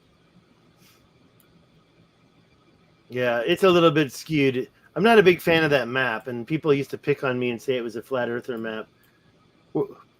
No, go down to the right. Oh yeah, Papua New Guinea. Yeah, keep going down. It's Fiji. Wow, interesting. Fiji, the water, right? Interesting. Or go down. This way. Yeah, no, it's Fiji. That's Check where out that- Nan Madol and the Howitzer or giant- whatever that is. Yeah, What's this one? New Not this one, Caledonia. Tuvalu. It could be New Caledonia, so but I many think out it's there. Fiji. I Like the think it's corners Fiji. of what on the ancient map stated were Lemuria. There's these Macronesian, Polynesian islands. It's New and Caledonia, actually. Yeah, They're insane. What they actually could be are. Fiji, but I think it's New Caledonia. Christmas And then- Island, aka Easter Island. I I always get wonder, lost. is it called Easter Island / Right, Christmas right there. Island? That's because Easter it's Island right there. Not that. What does that say? Mangaroa. Oh, it's not Naparua. Yeah, okay. Look at all. Well, that looks like Easter Island. Yeah, it That's is. what You're I'm right. saying. It is Easter That Island. is Easter Island, yeah. Look at it. Yeah, and I Giant always get triangle. fixated- and I always got I fixated over bet here. you the alignments have to do a big thing with why they call it Easter Island or Christmas Island. That's right around the solstice and the equinox. That they want you to be there to see what happens on the pyramids. And there's supposed pyramids carved into one of the quote unquote volcanoes of Easter Island. Like there's pyramids on Easter Island. Right. There's this one little thing here. I always, I guess it's right there. Let me see if I can get the blue dot. Like right here. And you see these tunnels. Maybe it's that one right there. It's like, where do those tunnels go? It looks like it's an underground. Okay, so that one's not full of water. But they could have been full of water a long time ago. Though. And there's I another feel one ya. that We have these in Right the here. Columbia Gorge in the waterfalls. Right here. There's caves that go way, way, way up. I'm kind of curious about this one right a here. couple blazies up there, but you know. I mean, what the heck's that? That Oh, looks wow. like it's a, Look at that. That is 100% artificial master built. Look at that. That is wow. That is an aquifer entrance. Where is this? Sorry. No, this is Easter Island. No I doubt happen about to it. know it, so I decided to show it. What? Let me just back up. Wow. Did you Let go me to get rid of Easter that. Island, David? Mind blown. Yeah, this is Easter Island. No, but did you go there? Have you been No, there? no. You know who has gone there is Wandering Wolf Productions. He's got a lot of megalithic stones in North America. Exactly, Sage Michael. Wall. Michael Yeah. Collins, right? I'm trying to turn this Yes, off. Hold sir. on. I'm doing the wrong thing. Yeah, I met him. He came out here, and we were all at CPAC together. I wish I could have hung out a little more. Wait, let's turn this off. There, turn those off. Yeah, so let me zoom out a little bit. First, let's go north so we know which way we're zooming out. So this is on the western side. That's that thing we were just looking at. And there's a bunch of hotels right here and the airport. And they got so many calderas on this island, like that. And this one is like a total volcano full of water or something. I don't know what's going on in there. It looks like it's Geyser.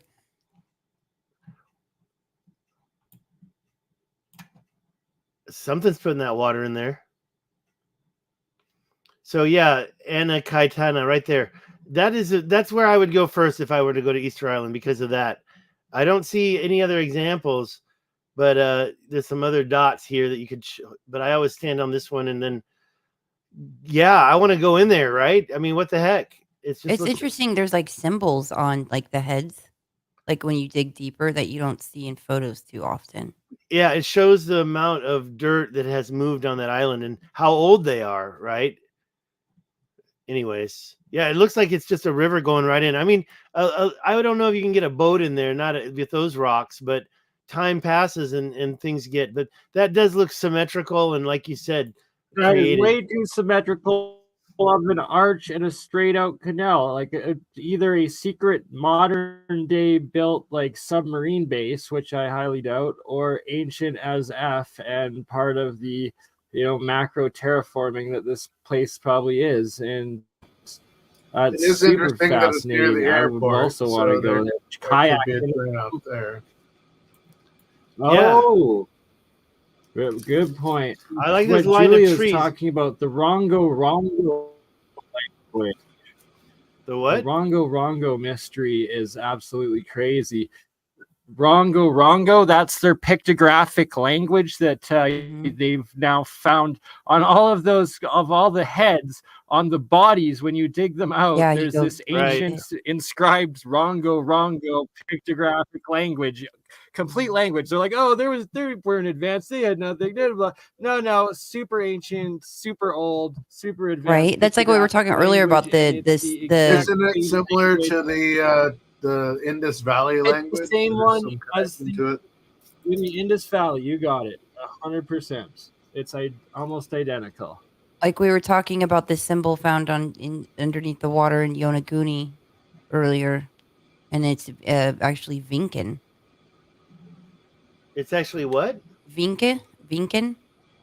Really? Romanian or ancient. So I'm looking for one that's taking it off one of the Maoris. So they just basically they carved.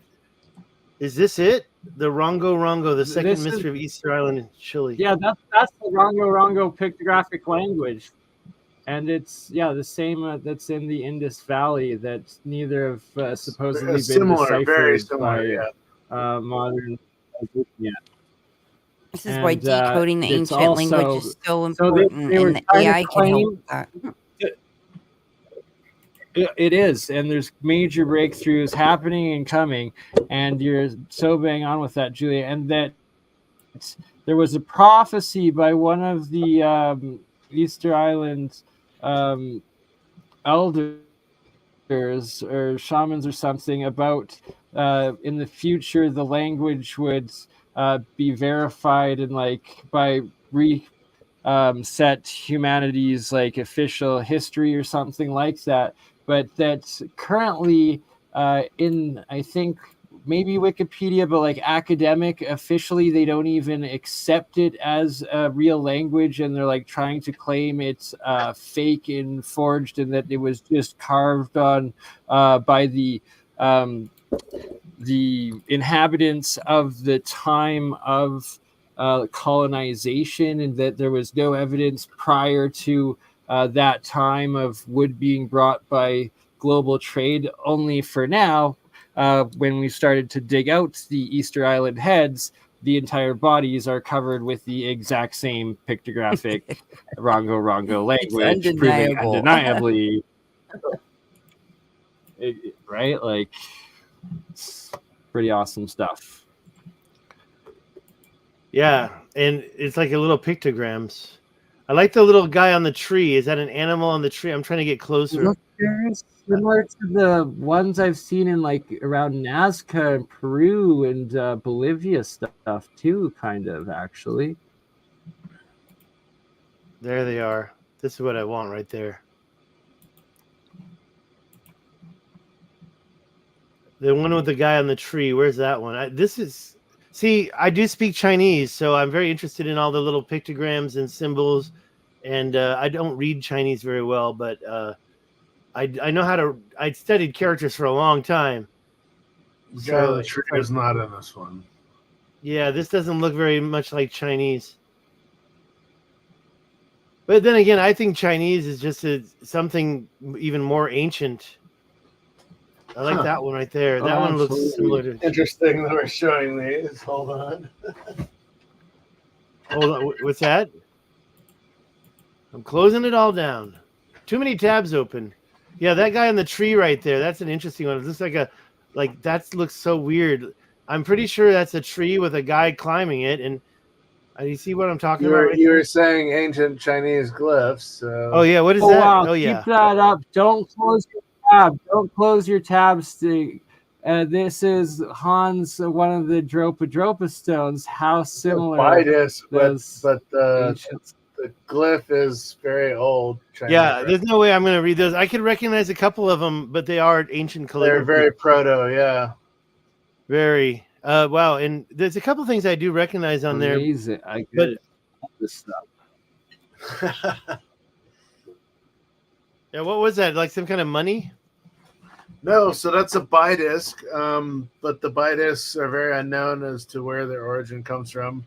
This one I collected in Hong Kong. I have two of them that are very similar, different glyphs, but it's all proto-Chinese glyphics. So, you know, these are several thousand years old writing. I don't know how old the discs are, but I'm curious why I have them with writing on them.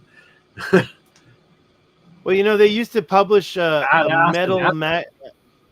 They used to publish a metal newspaper in the ancient Chinese.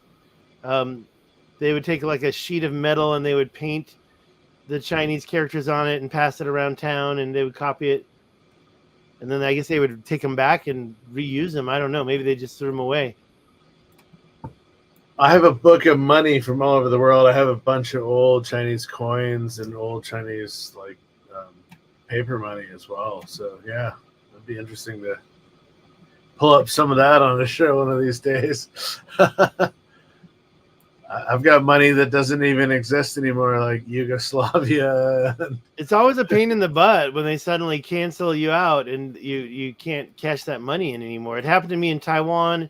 It happened to me with Vietnamese money once. I was holding on to it thinking it was going to be worth something. And then not valuable at all. Might as well throw it in the garbage. All right, guys, I have an early morning meeting. I'm heading out of here, but Thanks, Julia. Can I show you one thing before you No go? worries. Yeah, Absolutely, absolutely. Okay, so we're going to look at I just happen to know right here. This is called Spanish Peaks right there. Spanish Peaks is in Colorado. Mhm. But right next to it, they've got these two volcanic dikes, so-called volcanic. I don't believe it. But the thing is how do they create it? Well, magma comes up into the cracks and fills the cracks and then gets hard.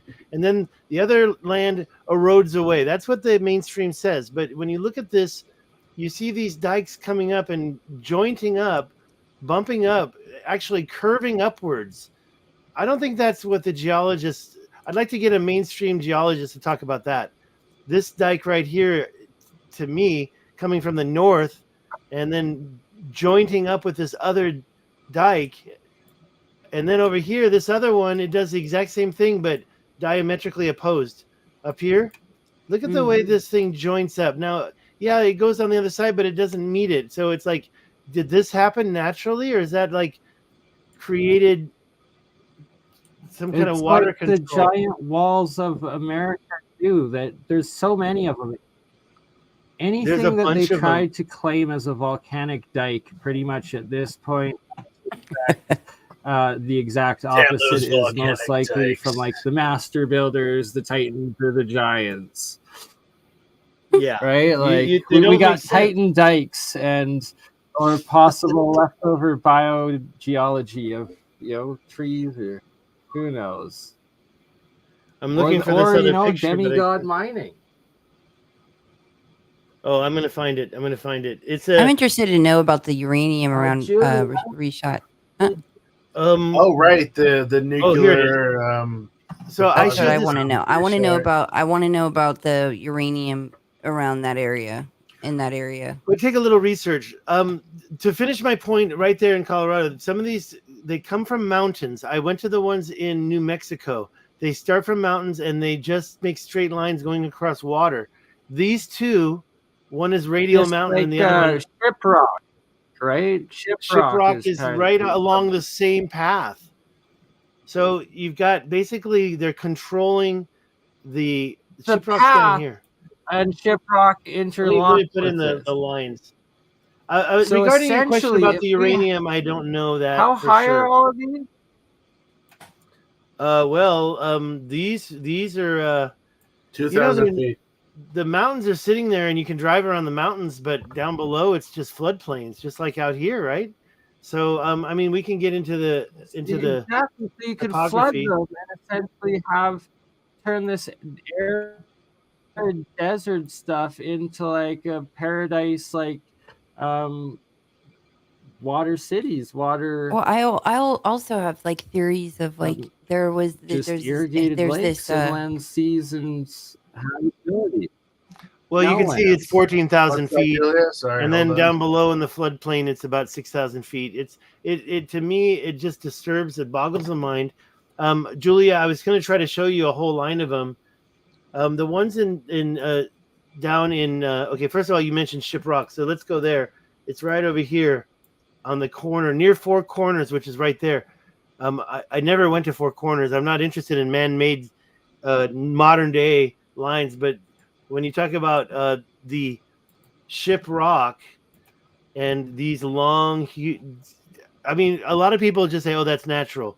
I don't think so anymore. I don't think so. These are volcanic dikes just like the others, and they look like they're put there in a symmetric way. Also, there's some other symmetric things. If you zoom out, you can see this little thing. It's part of it. That's in Arizona, but there's some kind of a weird symmetrical thing happening at Shiprock. And look at this. Look how this line just goes right in the center. It's hard to believe. You ever been there? Yeah, I went there. I got a bunch of pictures, and also Michael Collins from Wandering Wolf did some drone footage. That's really nice. And what you get is here. You enter right here, and you drive along this road, and it takes about 4 miles. And then I cut over here, and I got a sample from this one right here. I went, and there's a road. Actually, maybe I'm wrong. Oh yeah. So I drove over it, and then I got a little sample from right here. Because I want to know, these dikes all have different material inside them. The ones up in Colorado look like a black and white granite. What do you do with your samples? Where do you get it tested? Well, that's a different question. And by the way, Nikki Anna Jones, if you're familiar with her channel, she also went up here and grabbed. Did you see? samples. I just had balloons. Did you see that? I did. What? What happened? Seriously, okay. I'm glad somebody saw it because I thought I was tripping. Was that a balloon in your camera? Dude, there was It balloons. popped up on her screen. It was crazy. What did I say? There's a key word that just makes balloons go off. I want to say that word all the time. Exactly. Canyon. No, Let me go down to. Let me just show you the one I went to because Canyon I got some and the samples from this balloons also. go off, baby. Okay, so here we are at Pie Town on Highway 60. And when I drove in here, I had just I almost run out of gas. Look at this way it curves here. But you can see the volcanic dike. It's got the snow on the top of it. I climbed up to the top of this thing. I was totally beat. And I walked across over to this little road here. Where is that road? Where is that road? I got lost? Anyways, it's not really. It's up here. Oh, right there. That's it, right there. So I walked across this, and I was looking for this because right here it reminded me of that stuff I just showed you in South Africa, where it's like double wide at the top. But it's like it turns into this wall. So I got a lot of pictures from here. And yeah, this one is like 100 and something feet high. So I was over here at the 60. Let me just go here first so you can see how high it is. And this is 12 miles long. And it's comes straight out from the mountains, just like the other one, but it's totally parallel. See how big this is? So it's got the spine, the hard crystal spine in the middle, and the loose material on each side. That's the attributes I found. And so I climbed up there and I got a little bit of that. But then there's the other one that's over here, 12. It's like 10 miles out this way. And it's parallel, like the same direction. So here's this one. This one is here and this one is here. It took me a long time to drive over here and get in here. And I think it's right here where I went. And no, that doesn't look like it. And I got a big old rock from the middle of that. This, I know it doesn't look like much, but when you back out, you can start to see 12 miles long, like I just showed you in Colorado, coming from the mountains, straight line, where they just like mining material and decided they wanted to block off these rivers so they can control the water. Well, that's what my theories are of like basically there's this really healing, awesome water beneath the earth and that it was closed off. Like there was things done to cut that off and think about all the areas throughout the earth that would have, that had access to those deep inner earth healing waters. And the things that you would have to do. So it may appear to be mining when really it was to cover up those access points around the world. Well, yeah, I don't think they made this long line for just mining. They had a purpose, right? I mean, I think there's we're looking at multiple things. Global canal networks, there's infrastructure as well as built-in for agricultural That's just how they purposes grew the as trees. well. So to cut off the routes as well, like certain things done to, cut the water supply off, to cut that off.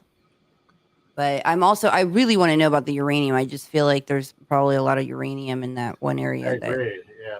I would love to dive deeper into what the resources are and the minerals or whatever. One thing I found out, Pie Town is right at the Continental Divide, just like the one in Colorado I showed you, which is right here. Up there, this is up near Denver, but in the mountains. 2 dikes, one starting from the mountains. So I put the line next to it. So the line is right here. There's the mountain, there's the dike, and it goes like right there. And then up here, here's the mountain. It kind of wraps around and goes down this way. And there's another one that goes this way too, across the water.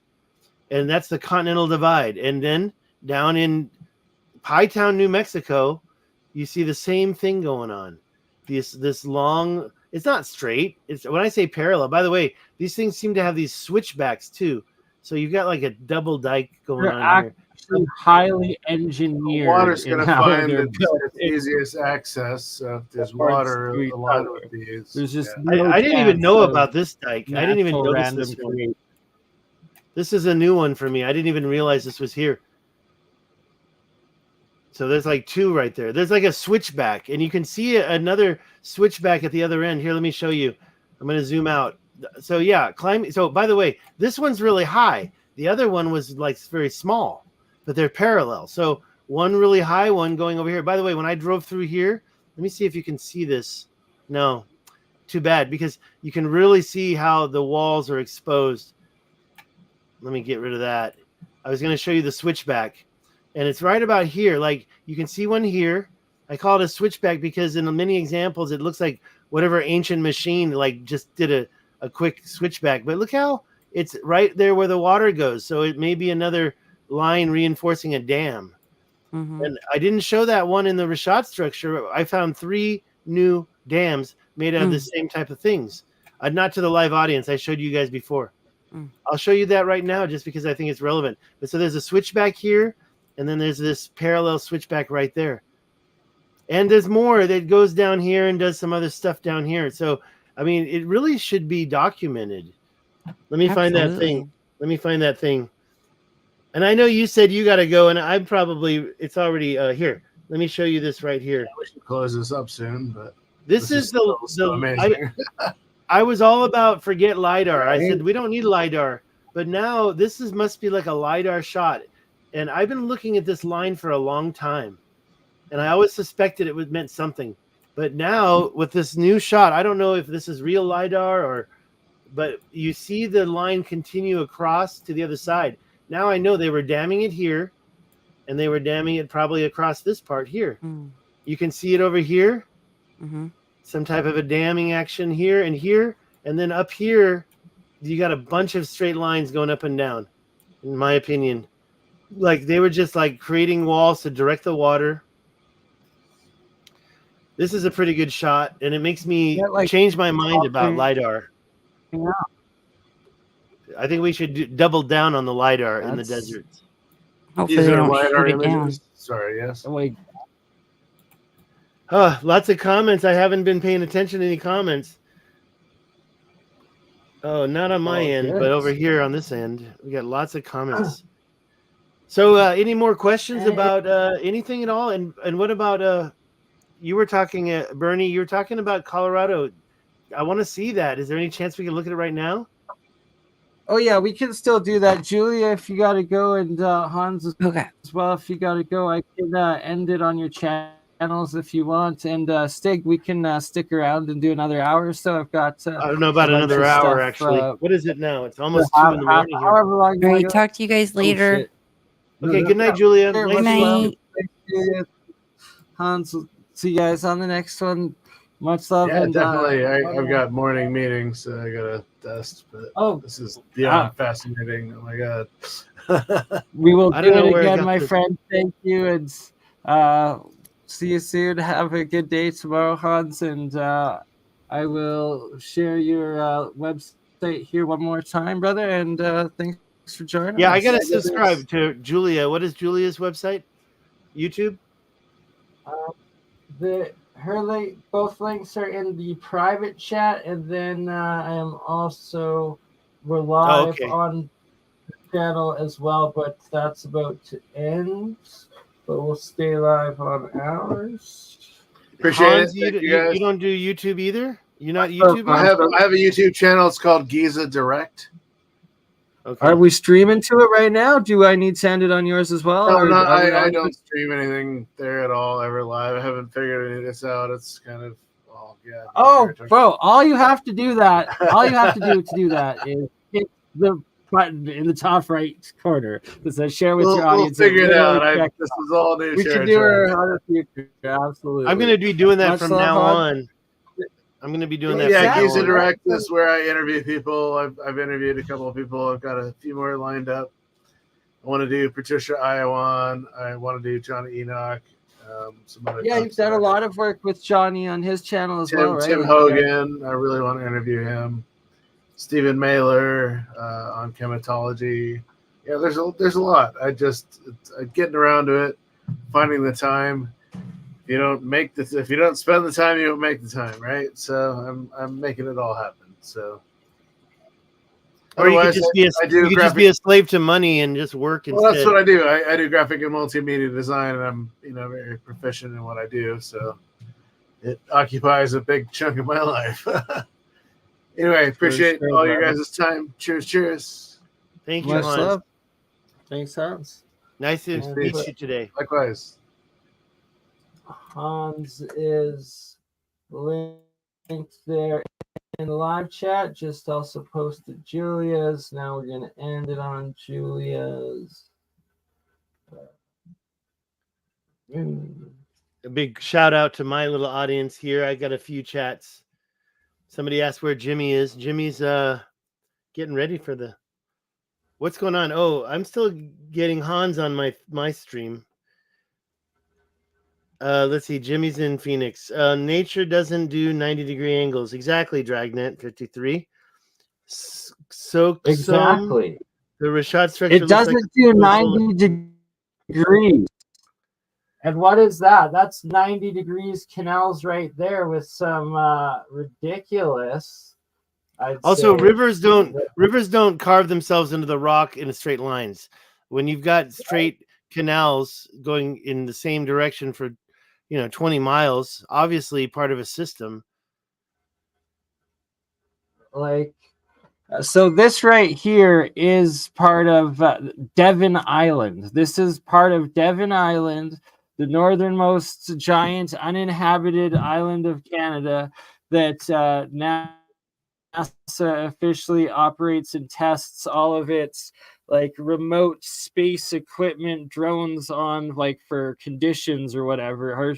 Meanwhile, there's that, and it connects through. Oh, which computer is it sharing? Oh, it's on this one. Here we go. All right. So then there is. This is on one of the corners there on Pyramid Bay. So here's one. And then I've seen very similar ones like this in actually South Africa. In Utah as well. South Africa for sure. I can show you some very conical mountains in South Africa. It's not a volcano, but it's perfectly conical. I think it's overburden dumping. I think they created that mound you just showed us. Oh, yeah, look at that one. That's another one in this Pyramid Bay that connects with those 4 channels. Here's another one. So this Devon Islands, it literally has these giant 90-degree channel canals going throughout with these entrances of different pyramid hills and mountains at each one. No, I think they What do they call that with the ice right there? Yeah, What and is look that at called? that. There's more of the shores there. Lots of It's frozen. The sea ice or glacial ice. This is sea ice, I guess. looks like Like, sea or just lake it's or insane. It's terraformed on a massive scale, whatever it is.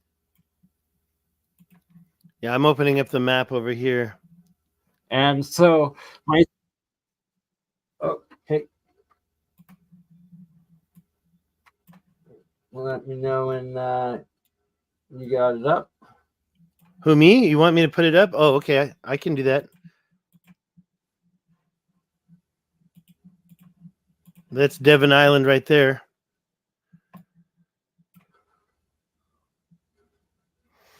So if you can look up pyramid, I think it's right in the middle of it. Oh, look Sorry, at that I'm sort getting of stuff. That distracted. looks. This is Look very at interesting over Oh, here. This looks good. very similar.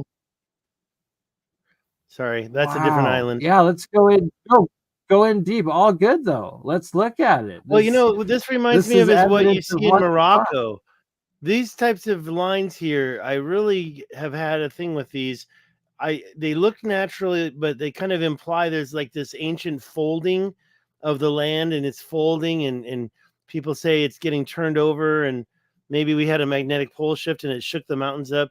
But to me, it looks kind of like somebody was not these two. These two are interesting because they're totally different from the surrounding islands.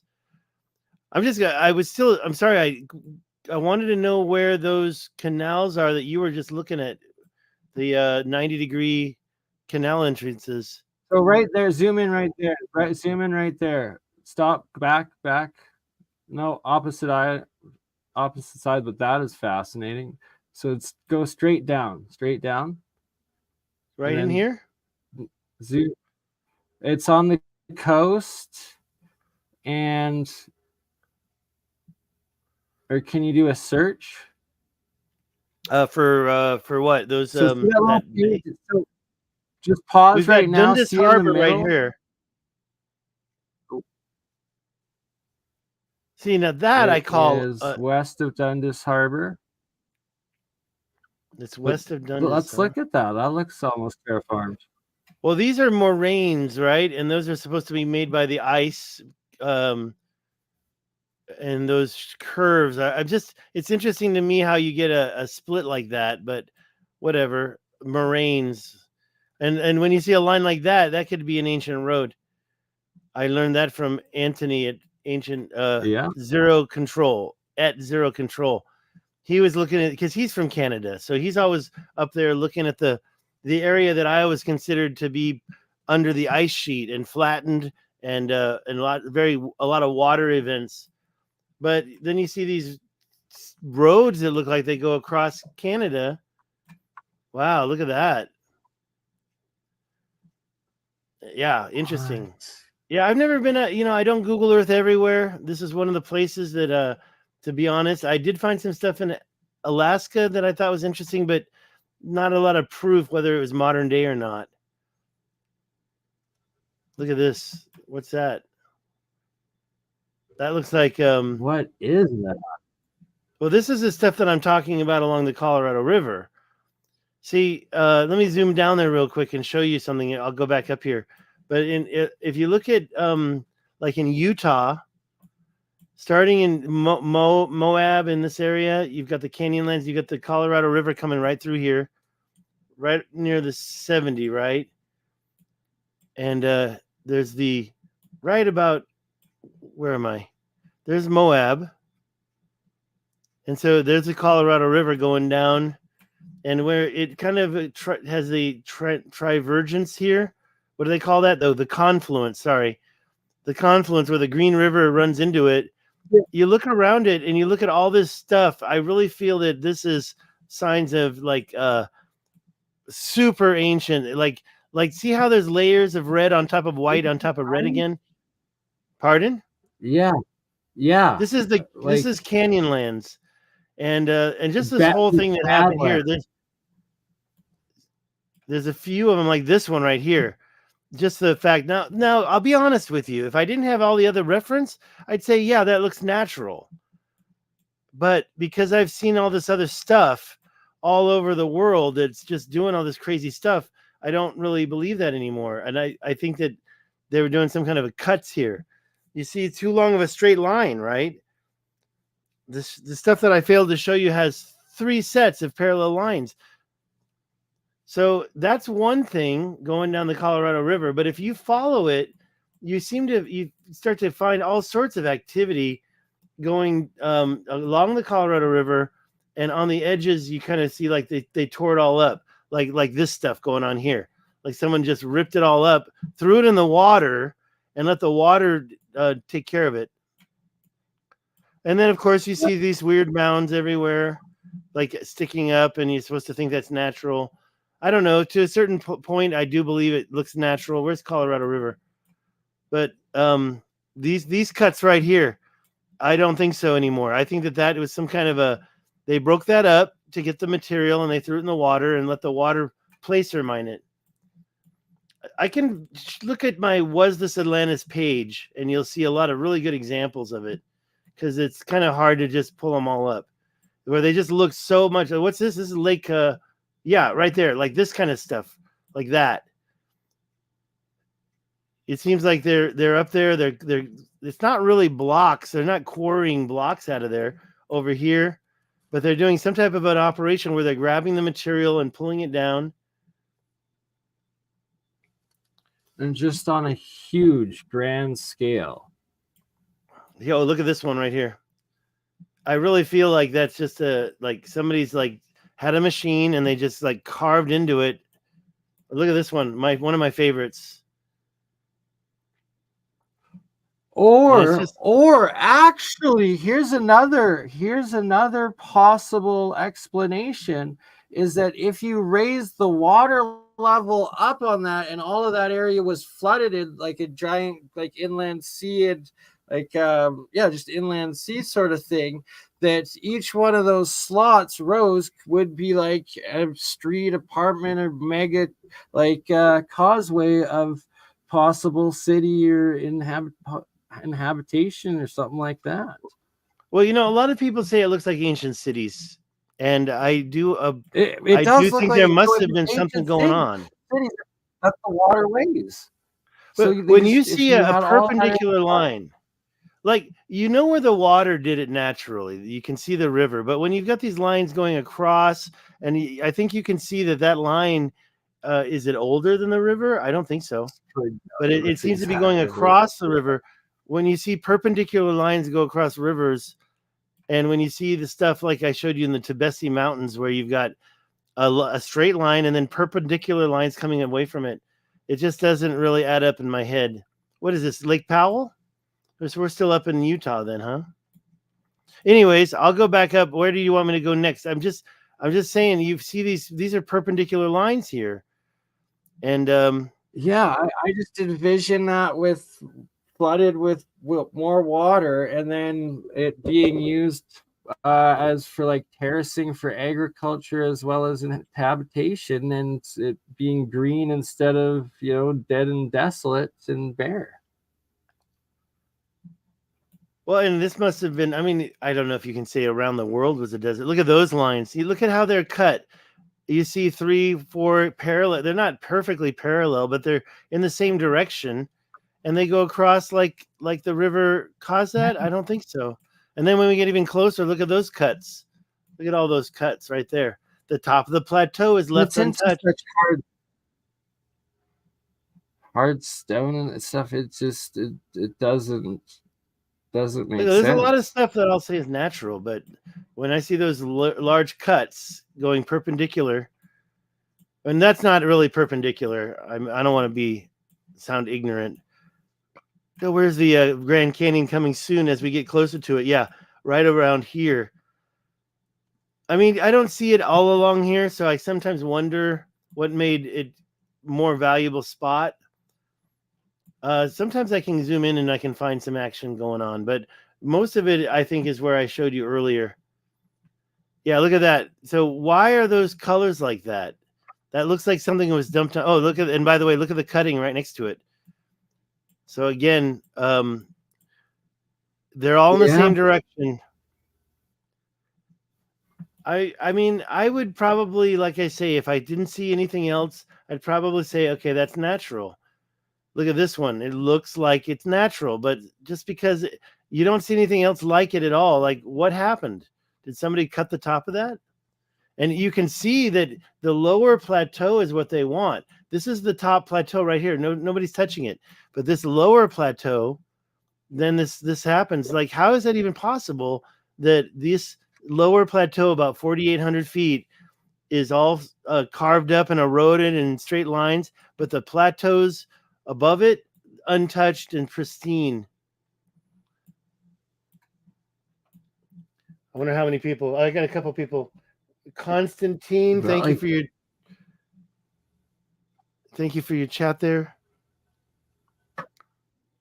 I'm gonna read it more carefully later on. And there's also mounds everywhere. Just trying to find that one spot. You see this line right here, it seems to kind of stick out a little bit, right? So like there could have been a lot of different projects going on. And I'm back over here again. I want to find those good ones, those really good ones, but I guess I just didn't mark them well enough. Look at a lot of those 90-degree angles up there. Like it's just up where? Where you got it marked up there. Yeah, look at that stuff.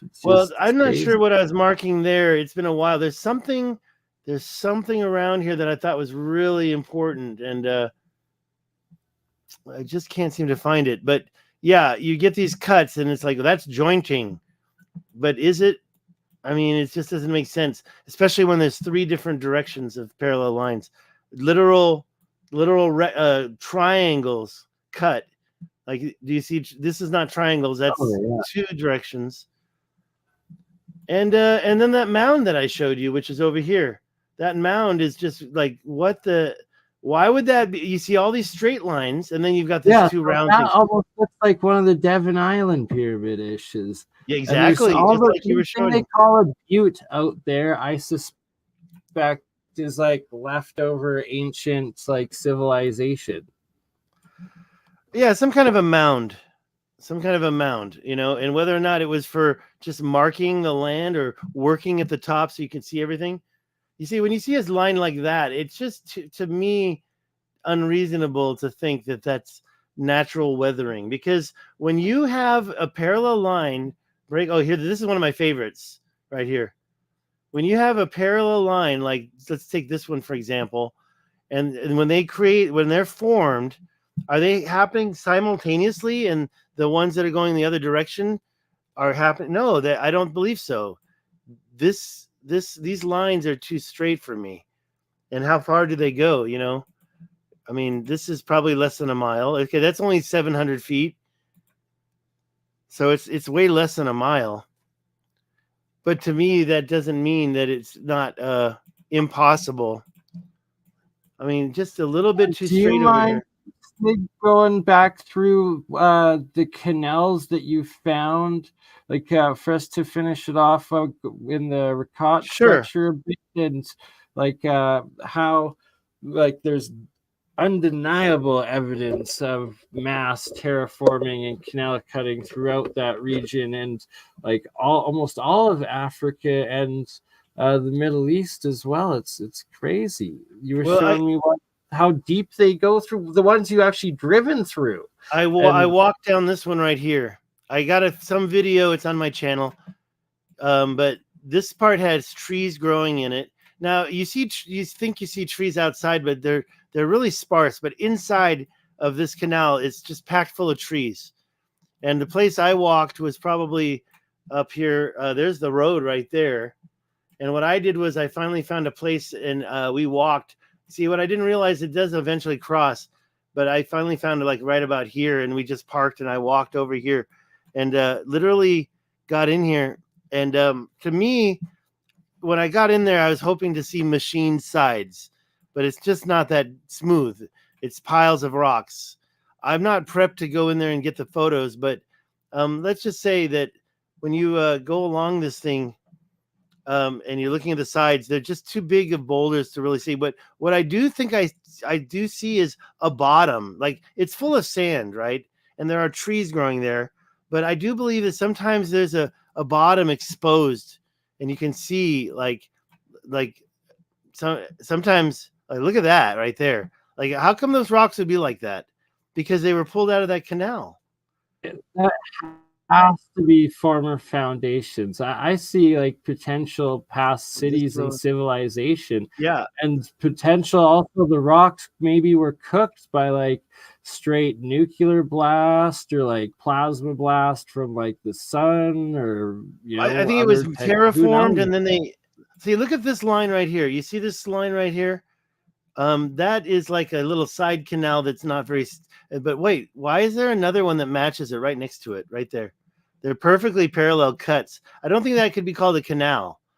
So I think it's like a line that's part of their terraforming work that they did, and it leads to the canal. Like maybe it's flood control. So they put these little ridges in there. That's what I think it actually all is that's exactly what it is. It's all for the direction of water, and that they would direct the water. And what you're showing with the alternating these dikes and stuff, that it actually going in parallel but back and forth and stuff, so it's to direct and smooth and control and steady the slow flow of water from the very top of the continental divide all the way down to the coast. Like it's literally macro engineered from the top of the divide all the way down to slow down these big floods as long as possible. And that they used to utilize this water in just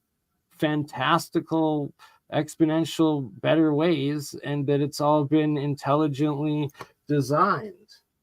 Well, and think about if the ancient Taman Reset River was serving water. There's the Taman Reset right there. There's the Rashat. It's all upside down. But if the ancient Taman Reset was actually serving this whole area with water, like the Nile was serving water, this could have been full. It could have been actually just barely engineered and balanced that any impact, like the Tenamore crater, right? The Tenamore crater was hit right here. This Tenamore crater, which is right here, that could have been one of the impacts that triggered it. This thing is about the right age. It said something between 9,000 to 13,000 years old, or 17,000. Maybe it said 20, but it's like perfect age to be one of the things that could have triggered floods. And the Maghreb Sea, the ocean, was right up here. This is the Taman Reset Mountains right near. I showed you this earlier. I showed you the quarry fields. The Taman Reset Mountains are right here. The Maghreb Sea was probably about here. And they had it all balanced. And the minute that cataclysm happened, I think impacts. But yeah, going down those two canals, you mentioned the quarrying. This little darker patch on top, I call this Rudolph the Red-Nosed Reindeer. And I guess Graham Hancock as well as Randall Carlson have shown a lot of evidence of this Younger Dryas impact event of like catastrophic, several like giant comets or asteroids hitting the ice caps in the oceans essentially. And I get that would also create absolutely insane tsunamis and wipe out the past civilization. Yeah, and did you take a look at the Carolina Bay survey? You know about the Carolina Bays? No, can you? Let me show you. But basically, how they're all like, please do show this. Yeah, it's going to take me I a love second to pull that. up. Well, you know what you can do is look it up on the internet and look up Carolina Bay. Let me do it from scratch, so anybody can do it. Carolina Bay survey, right here. Let's try that, and you get to this website. That's it. That's a picture of the Carolina Bays. They're all elliptical. Survey database in Excel visualization. I think it's this one. Download. I think we want that, and it'll open up. It's let's do something else. What's going on here? Download? What did I do? It didn't seem to work out. But okay, so let's take a look at the pictures they've got on here. They come up to about here. That's Clovis right there. So now we know what happened to Clovis. When you get to the darker ones, it's really, I mean, you get in there and you can see the bays. Look at how many they are in small areas. Apparently there's millions of them. They're all elliptical and they point. What? This is all over the US, and we don't even talk about this. They were called Carolina bays because they were first discovered in South Carolina, I guess, North Carolina, whatever. Right. Let's open. I want to open up this survey. I got to get this. About this. Is it here? Okay, that's it right there.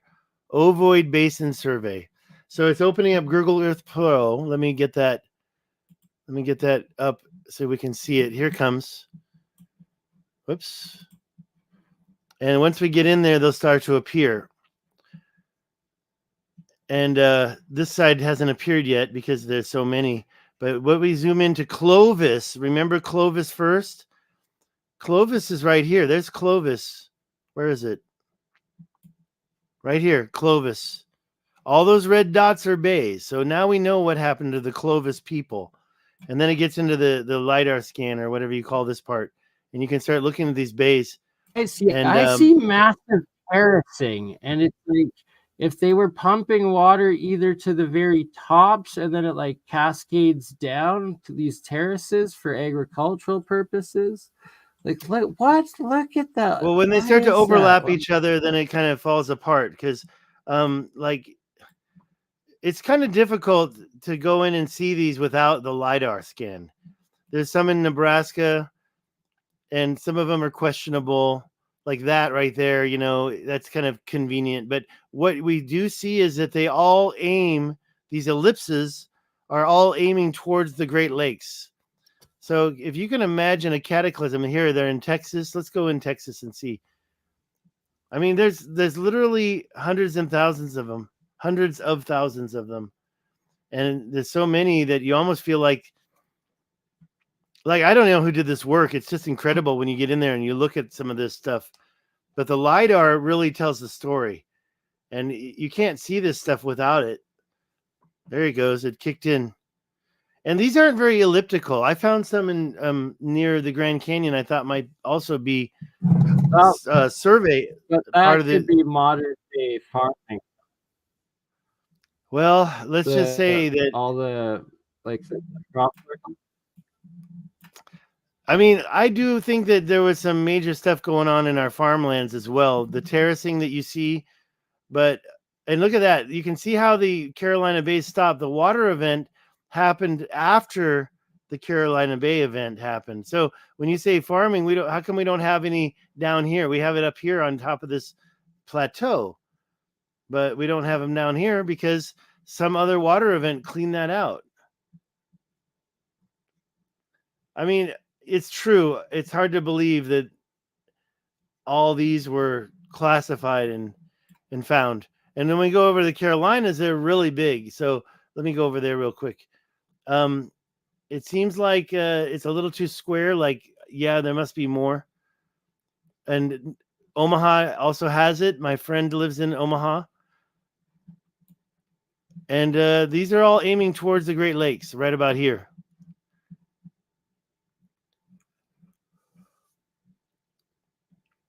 So to me, I think this is a major smoking gun.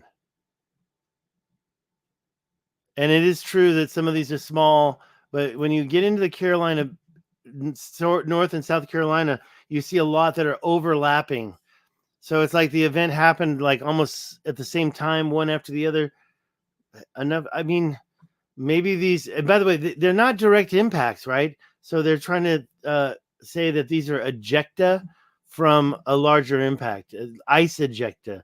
So they automatically filled with kind of water and mud, and they're very shallow. They're not deep like craters would be deep, but this is more like ejecta. So it's more likely bomb blasts, like giant. It looks like it's bombed out remains of former civilizations, because you see all these 90-degree angle, what looks like foundations or like basements of original like structure, and then in the center of them all of these giant freaking circular craters, bomb blasts potentially. Yeah, it could have been something like that. I think water must have been involved, like the ejecta was ice, like from the ice sheet or something. But honestly, I mean, we know what happened to Clovis. Sorry, not COVID. The ovoid basin. And by the way, this gets updated, so make sure you have the 2023, or a bunch of them will be missing. Yeah, I'm gonna shut this down, but there's one slide that I have that kind of shows. Let me see if I can find that real quick. And I think I have it ready to go. Could be wrong. It just kind of shows the directions of all these lines. Here's the ones I found in New Mexico. And I thought these craters were also the same type of thing. But I talked to Antonio Zamora. He's like the guy, and he says that's not. It's too far away, he says. I'll just go ahead and believe him. I can't find that one. It's basically pointing all the way towards the Great Lakes. Here's that one that I couldn't find. Here, these geometric quarrying lines. So I showed you the one in Tassil Niger, but these lines on the left, I was going to find them for you, and I just missed them. But yeah, and they go on for a few miles. Let me see if I can find that one. I definitely need a better classification system, and maybe I am getting a little tired. So back to the Rashad. We're 2.5. We can finish it up in 3, or if you want. 3. No, I think I'd probably want to get out of here pretty soon. I think I'm drifting off. We can wrap it up. We're good. What time are you? Is it 2:11? It's 3 a.m. or 3:11 where I'm at right now. I was saying we're at 2.5 hours in right now. I see. One more half hour. Gotcha. Yeah, we could tie it up pretty quick if you want. I think that's a good time. And maybe another 5-10 minutes. How's that for a deal? Yeah, absolutely. No worries, my friend. This is the Squatting Man event. Maybe that's what created the Rishat structure. It certainly is round enough. Have you seen this before? Absolutely. And you talk about giants, and I found you should check out this documentary called the Primordial Code documentary. The guy had giants' teeth in his bedroom. Amazing. There's just so many actual accounts of this. It's ridiculous. Oh, and you mentioned Michael Tellinger's stone circles. I can show you stone circles up near the Rishat structure. There's this area here called. Let me get rid of this. I think I lost my globe. Let's kill that. What's wrong? Get rid of it. There we go. Where's my globe? I lost it. I guess I closed it down. I was just going to show you this area near the Rishat called Tijit, and it's got a bunch of those same stone things. So, by the way, that's the other canal that's parallel. So this is one of the first things that I discovered was this line and this line, and I said, wow, those certainly are parallel. But since then, I found so many canals and stuff. But when you get down here, it seems like there's another shoreline down here. And you can see some of these lines. Look at this one right here. When we get in here, you can see that line cutting right through. Why? I don't know why, but it starts over here. There's something going on down there, and then it comes back up here. All to direct the flow of water from like the center out, and that these once were like lusher, livable areas, but engineered that way and utilized. And it wasn't that long ago that it was just like the map claimed to show. Like, I think maybe it's an ancient plateau that had a canal. They all got covered with dirt. Why would it be exactly the same on the other side of that? I never really figured that one out. And so you have it happening here, and it goes through all the way to this one. And then over here, you have another one over here. It looks like a damn canal, right? It looks like it was a carved canal right there. And it's almost perfectly straight going somewhere that way.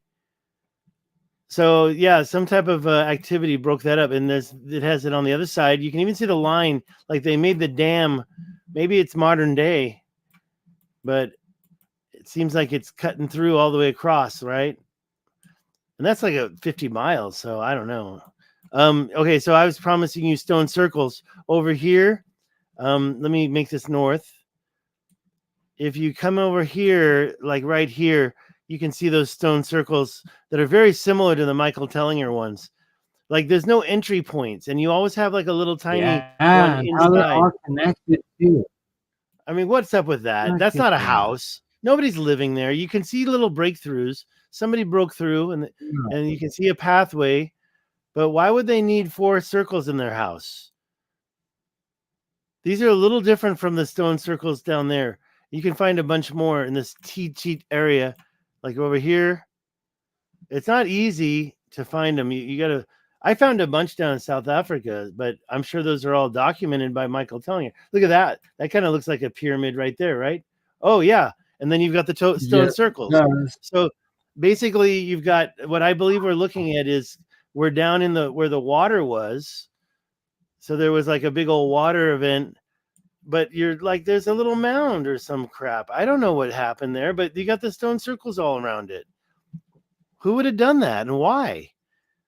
They processing gold in those things? Before we finish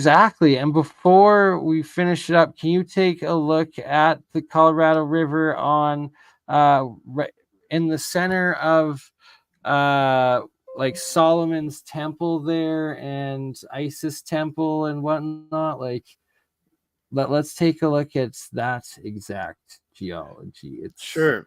I'm just backing out and letting you know that's Timbuktu. I really would love to go to Timbuktu. I want to go to Timbuktu with you, Mr. Yeah, Stig. it'd be awesome. And we're gonna make it happen. Well, we got to get that money, man. You know what? I just went from $10 a month to $120 a month because of Jimmy, and he got me 5,000 new subscribers. I really want to make those subscribers happy.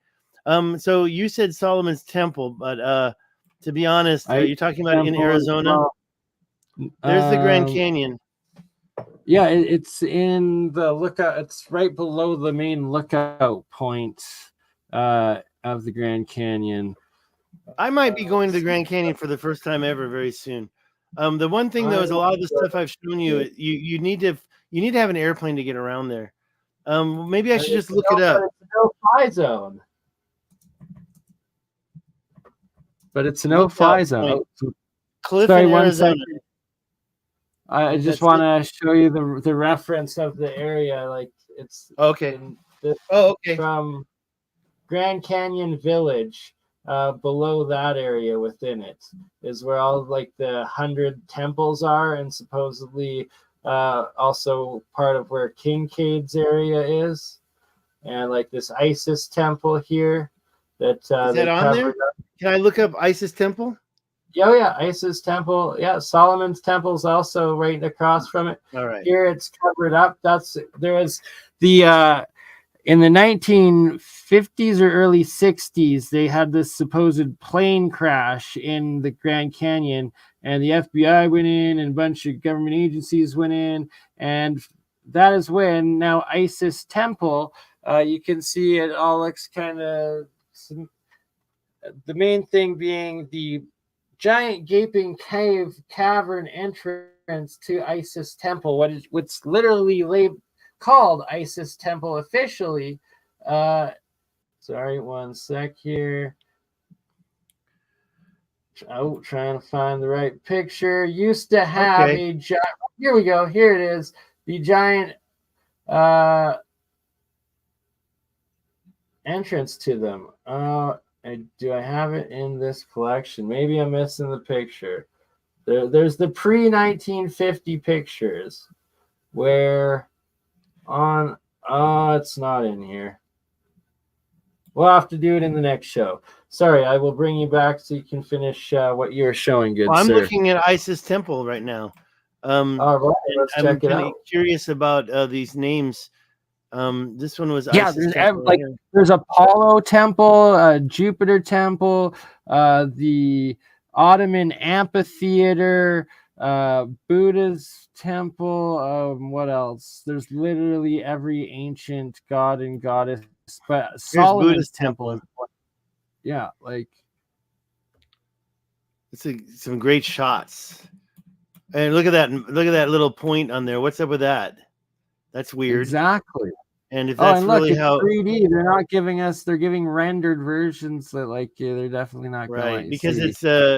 it's that's for looking straight down at it. What is that? Buddha temple is here. So there's Buddha temple. Yeah, and But look at that. I Oh was wow! very. There's another one right there. Each one of them just rather pyramidal and megalithic on a grand scale.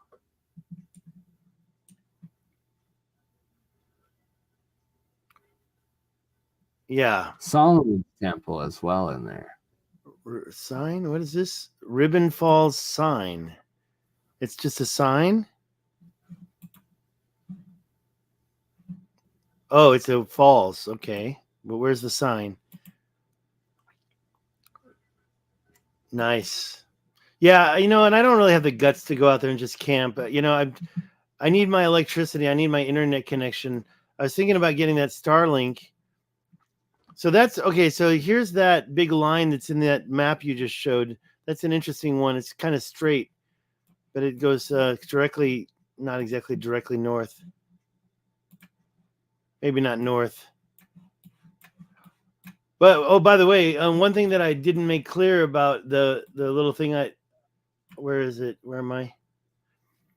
This thing right here. When you align it like that, look at the direction that it's aligned at. So you're like taking them and putting them in like maybe an alignment, north-south alignment, or I shouldn't say north-south. I should say to the top. But when you look at that, look at my little gauge. Moon, 45 degrees. Pardon? I'd love to see the sun and moon on the horizons, on the equinoxes, solstices. Well, it could be a each solstice year from those spots, because I bet. Unfortunately, I don't have a way. I mean, okay. That's fine. Right here. Is it? How many is it? So let's align it. Let's align it real quick and take a look at the degrees. So there, that is 320. Let's say 320. Okay, let's turn it this way. That is 226. Turning it this way, this is 147. Going all the way back the other way, this is 47. I don't know if that's like an ancient solstice or not. I just know that it's really weird to have two conical circles in the middle of all this other stuff going on, especially if it's natural and it's jointing like this and breaking apart and weathering. What would have created exactly this? So on each of those lines, as each day goes by through the year, the shadow as the progression of the sun and the moon, it's a giant calendar. It would literally show you what day of the year it is by where the shadow happens to be cast onto the walls of it, guaranteed. Yeah, but this is a big structure. I mean, that right there, can a man even climb up that? I think first of all, who can get there? Because you might need to hike for days or to even take a helicopter to get there. Exactly. But take a look at this angle right here. So I'm going to put it right here like this. Make sure it's 2D. Okay, there. Now look at my compass down there. Look at the shape. Now I'm going to go all the way back out to the Rishat structure, and I'm going to take a look at the same two mounds that are being created, in my opinion, out here. Rudolph's nose and the other mound right there. So there's two mounds. If you look at the maps, it only mentions one, and then you do this. Now look at my compass. So I've aligned this up, down, straight up and down on the screen. The compass is exactly the same as the mountains in the Grand Canyon alignment. And I even found one more, but it's been a long time. In Utah, there was two mounds. I think I know how to get there. Let me see if I can get there real quick. But go to Utah, near Moab. Where's Moab? Right here. near Moab. There's these two mounds. So that's Moab right there. Okay. So one thing that I always question is out here. You have this mound right in the middle of this valley. Why? I don't know. You have stuff like this. Look at those cuts right by a river, right? Right by the Colorado River. That's near Moab. So I think that's kind of some kind of ancient mining. But what I'm looking for is the mounds that I've seen in the past. Where did I see those at? It's been a while. Maybe I won't be able to find them. I know that if you look at my Was This Atlantis page, you can see these mounds. Look at this one right here. This just doesn't seem like you can say, oh, yeah, ancient wind. It looks to me like there's a machine. Look at those perpendicular cuts, perpendicular from the river. To me, that screams for attention. Also, these arches. Why are all these arches in one place? Now, this arch right here, I don't know it. I've never seen it before. Can't see it. But I'll tell you one thing. There's a lot of these arches that are exactly next to these volcanic dikes. There you go. I mean, I believe that these arches were the artwork of giants because there's so many in this area. Right? Some of them I know. They're quite not impossible. But they could also be solar calendars, like the way the moon and the sun cast a shadow sort of thing with them. Look at this. Look at this one. It's got the cave below it. They're artificial. They're artificial. They're built. They're ancient and advanced. It's like no way nature just made them all. It's so crazy. What's that? Snow? Yeah. This arch. That's a nice. Right? Like, I don't look at that alignment. Look at the alignment with the arches. It's like no, you had to. Nature didn't erode it to freaking on a full moon that it fits on a full moon. Like it's. Yeah, no, I agree. They do look a little suspect, in my opinion. I don't think I'm going to ever find this mound that I want to show you. Let's see here. Let's see if I can find it magically. There are two mounds, and they're diametrically opposed from one another, but they're on these plateaus. And it's like, I mean, this is the what do you call that thing? The upheaval dome. I don't even believe that's natural, especially when you get on there and you see all these cuts that look like somebody was doing something, carving it out. This one over here, that one to me looks a little suspect. That's the upheaval dome near Moab. And by the way, I did make a mistake saying that was not Canyonlands. It's part of Canyonlands. Oh, can we go more into Moab? Is so suspect. Moab, everybody knows, is ancient mining, and it's where they do modern uranium mining now. Yeah, get Julia back. That's what she was asking about. I didn't know about that. I just think that this stuff looks a little too conveniently. I mean, the wind doesn't. Why is it curved? I mean, wind doesn't curve like that. And why are these so perpendicular from the river? Curves and then into 90-degree angles. You know, well, I can show you a 90-degree mountain in South Africa as well. Yeah. I don't think I'm going to be so lucky to find those mounds that I was looking for. But it's like one was on top of one plateau and one was across from it. And I believe it's down south. The way to find that is go through, see, it's kind of like that. You see that thing right in the middle of that plateau there. Anyways, I think it's down here. I don't know. Wilson Arch. I went there. I drove there. And it's like, that's another arch. I'm telling you, these arches are suspect. Beyond. They're beyond. They're artificial. Especially over here in the up past Moab, you have Arches National Park, right? And let me see if I can get pretty much anything labeled a national park is sus to begin with now, and it's a cover up, and it's like you will find the craziest shit ever, and it's like no, it's actually ancient as. Oh my god, I have to screenshot that right there. It looks like a geoglyph of a giant native face. Right where you had it last. Like, look at all of these. All of these are this is Arches National Monument, and I'm looking for one specific arch. Every single one. Look at that. That's all cooked out freaking built shit from a previous time. Yeah, you don't just get holes anywhere. You know, it's like they're not even showing the one arch that's my favorite one. It's like let's go do Arches National Park and find that arch I want. Let me go copy it here. Can I copy it? There. All right.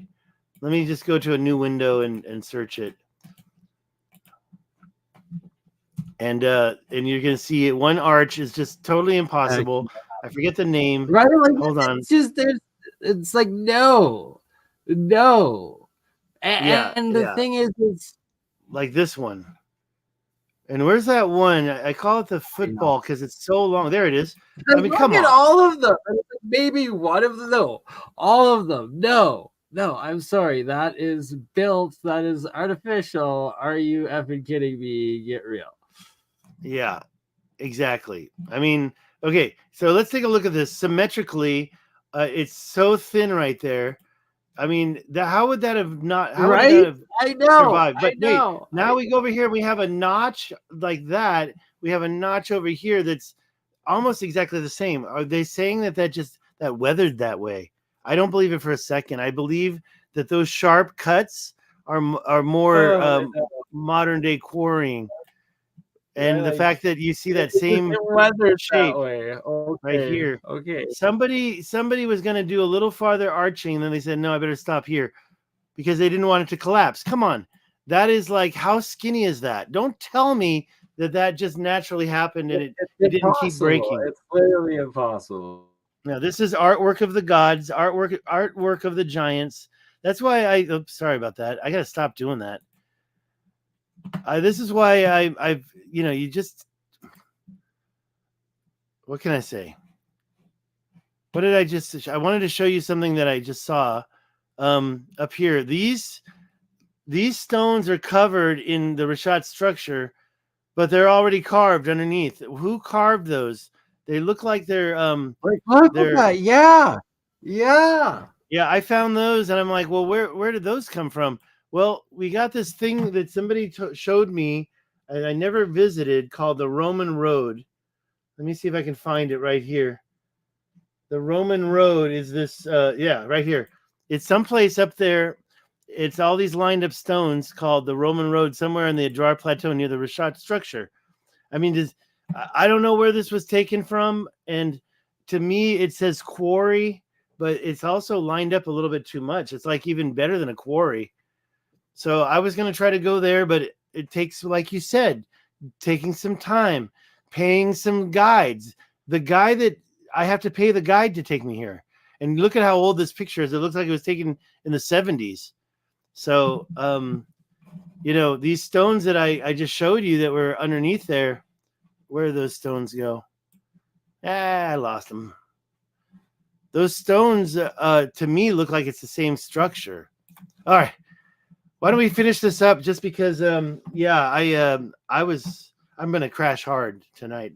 I definitely am up for showing you some more stuff. And it's coming up straight up to the 3-hour mark, and that it's a great place to wrap it up with epic stuff, brother, man. We will do this again. It's at about, so it's 2:22 a.m. where you are in the Pacific.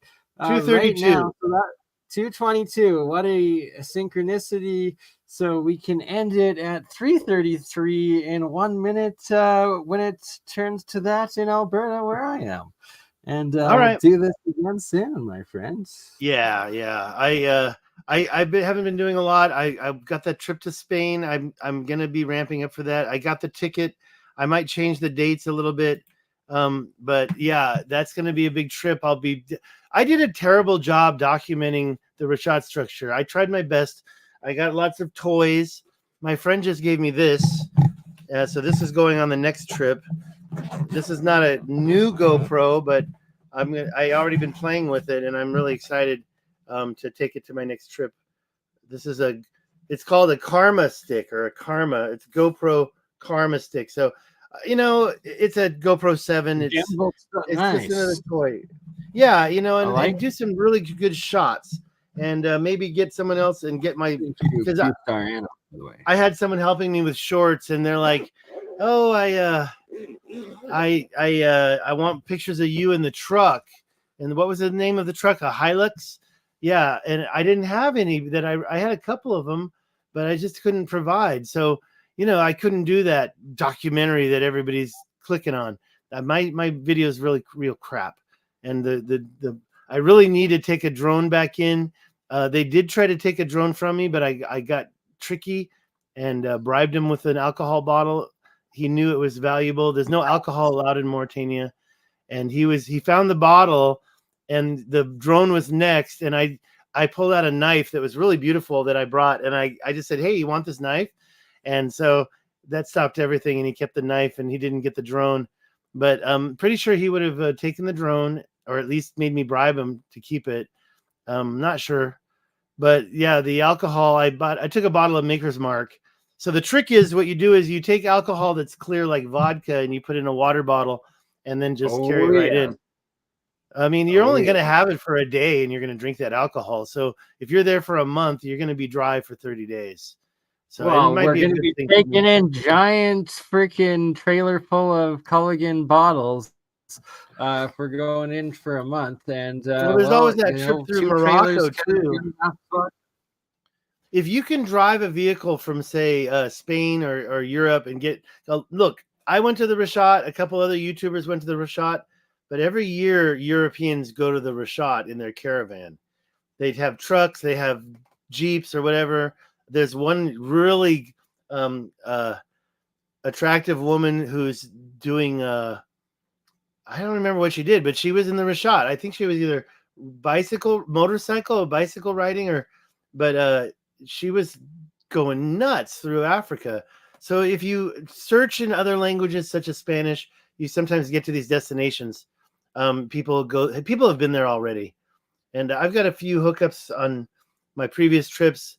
A place to camp called the White Valley. I was thinking about camping there, and there's a lot of things that can be done. In what you were talking about, camel. I don't know about riding camels, but I want to get out to that Giant's Quarry I showed you, and the 6 mile long quarry field. We got to get out there, team, and get out there with the LiDAR drone and spend like a couple months or something there, and at the same time also like working with the locals, setting up interviews with like their elders, like the cultures, stuff like that, and making content for the world, basically investigating the local stuff while exposing the ancient and just getting it out there. I think it's really important and that's why I'm so transparent with it all. I put all my links on the Was This Atlantis page. I put the videos, going to the Rashat, paying out of my own pocket. It's getting to a point where I need to figure out a money solution. The books that I showed you earlier, I haven't sold any a long time. They're on Amazon. E-versions are on Amazon. Albertans out there. What's that? To all my fellow Albertans out there, Stig's written the book, The Oil Sands of Alberta, with a picture of Taipei background. And by the way, I developed that whole. You talked about doing graphic design. Oh no, that was was Hans.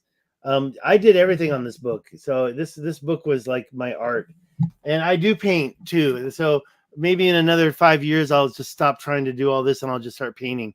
And I should get back into painting now. So we'll go to those places and paint them while we're there. And got it. Then do it on unstretched canvas so they can all be rolled up and brought out, and do them in acrylic so they dry quickly. No oil and stuff like that. BurnEye, BurnEye, BurnEye.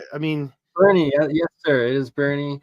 My original channel was Bernard Conkin. That was my I was a citizen watcher channel or auditing? Account.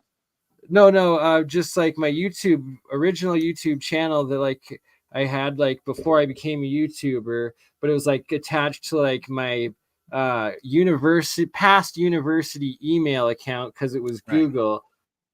And then I started YouTubing. I got up to like 3,000 subscribers in the first year. This was like 3 years ago.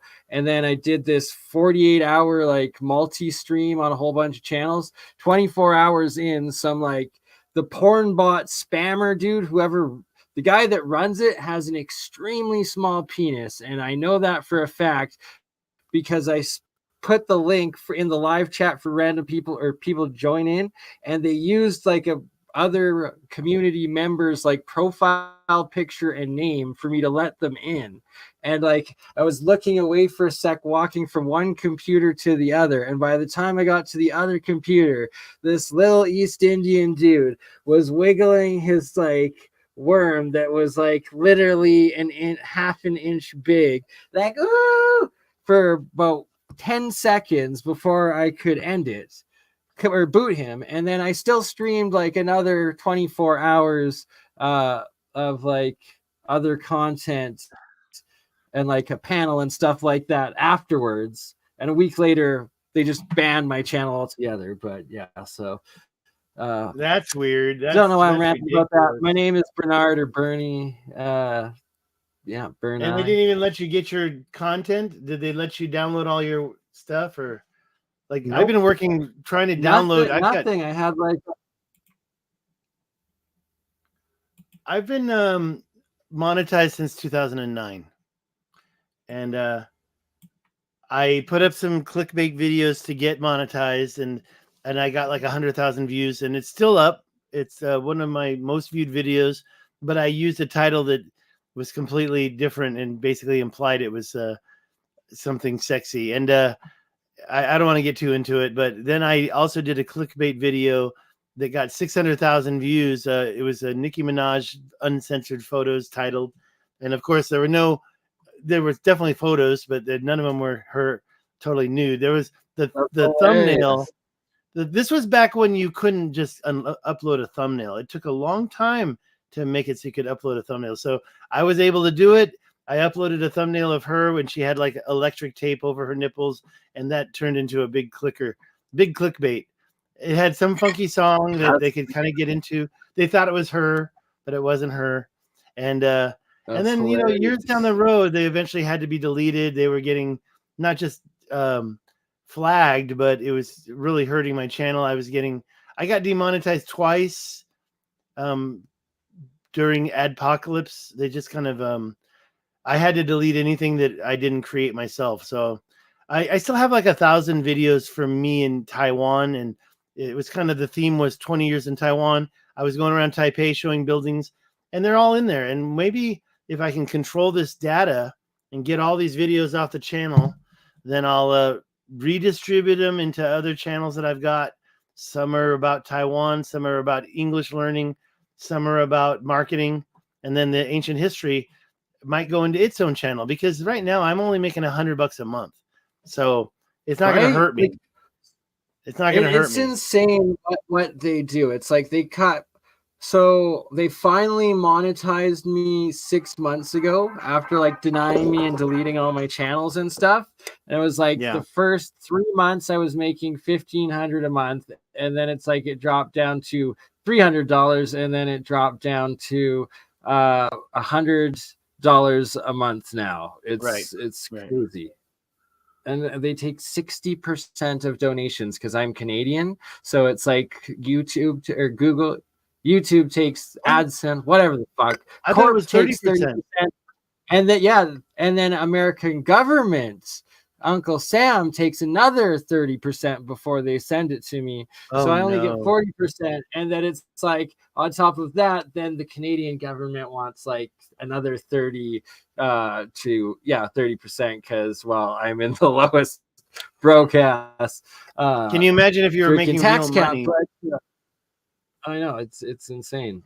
Yeah. Well, I have to tell you, my account is monetized in Taiwan, and so one thing is I'm paying for premium YouTube, so I don't see commercials every month. It used to happen every month, and now it hasn't happened. They would say, "Hey, why don't you upgrade and get like YouTube Music as well?" And I'm like, "Nope. I'll take what I got," because it automatically takes it out of the same account they're paying into. And it's only $6 a month in Taiwan for premium. So it's like Damn. if I get premium, and I can't live with, I can't do YouTube without premium. Those commercials are too much. So I watch too much YouTube.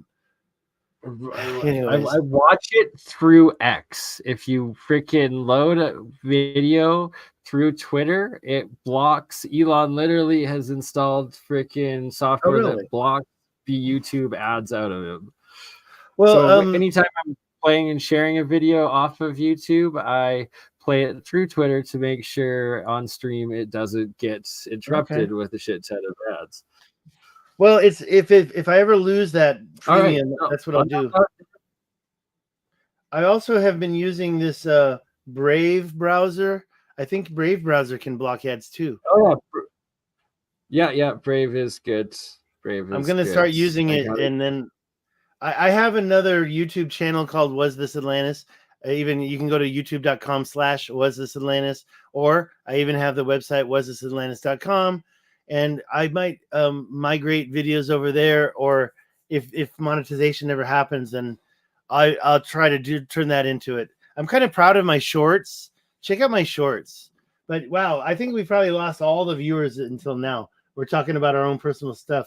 Let me see who's on. Oh, I just closed that. And then let's get out of here. No new comments. Carol, thank you for your support. Some guy named Crypto Alchemist commented. Konstantin Gubernik says he found a circular structure in some. Wow, I'm looking at the. Oh, I must be really far behind in the live stream. Okay, maybe there's a new comment if I fast forward that. 3:45 a.m. Alberta time right now. I definitely got to get my arse to beds, and we are 3 hours and 6 minutes in. Much love, Stig. David, we will do this again.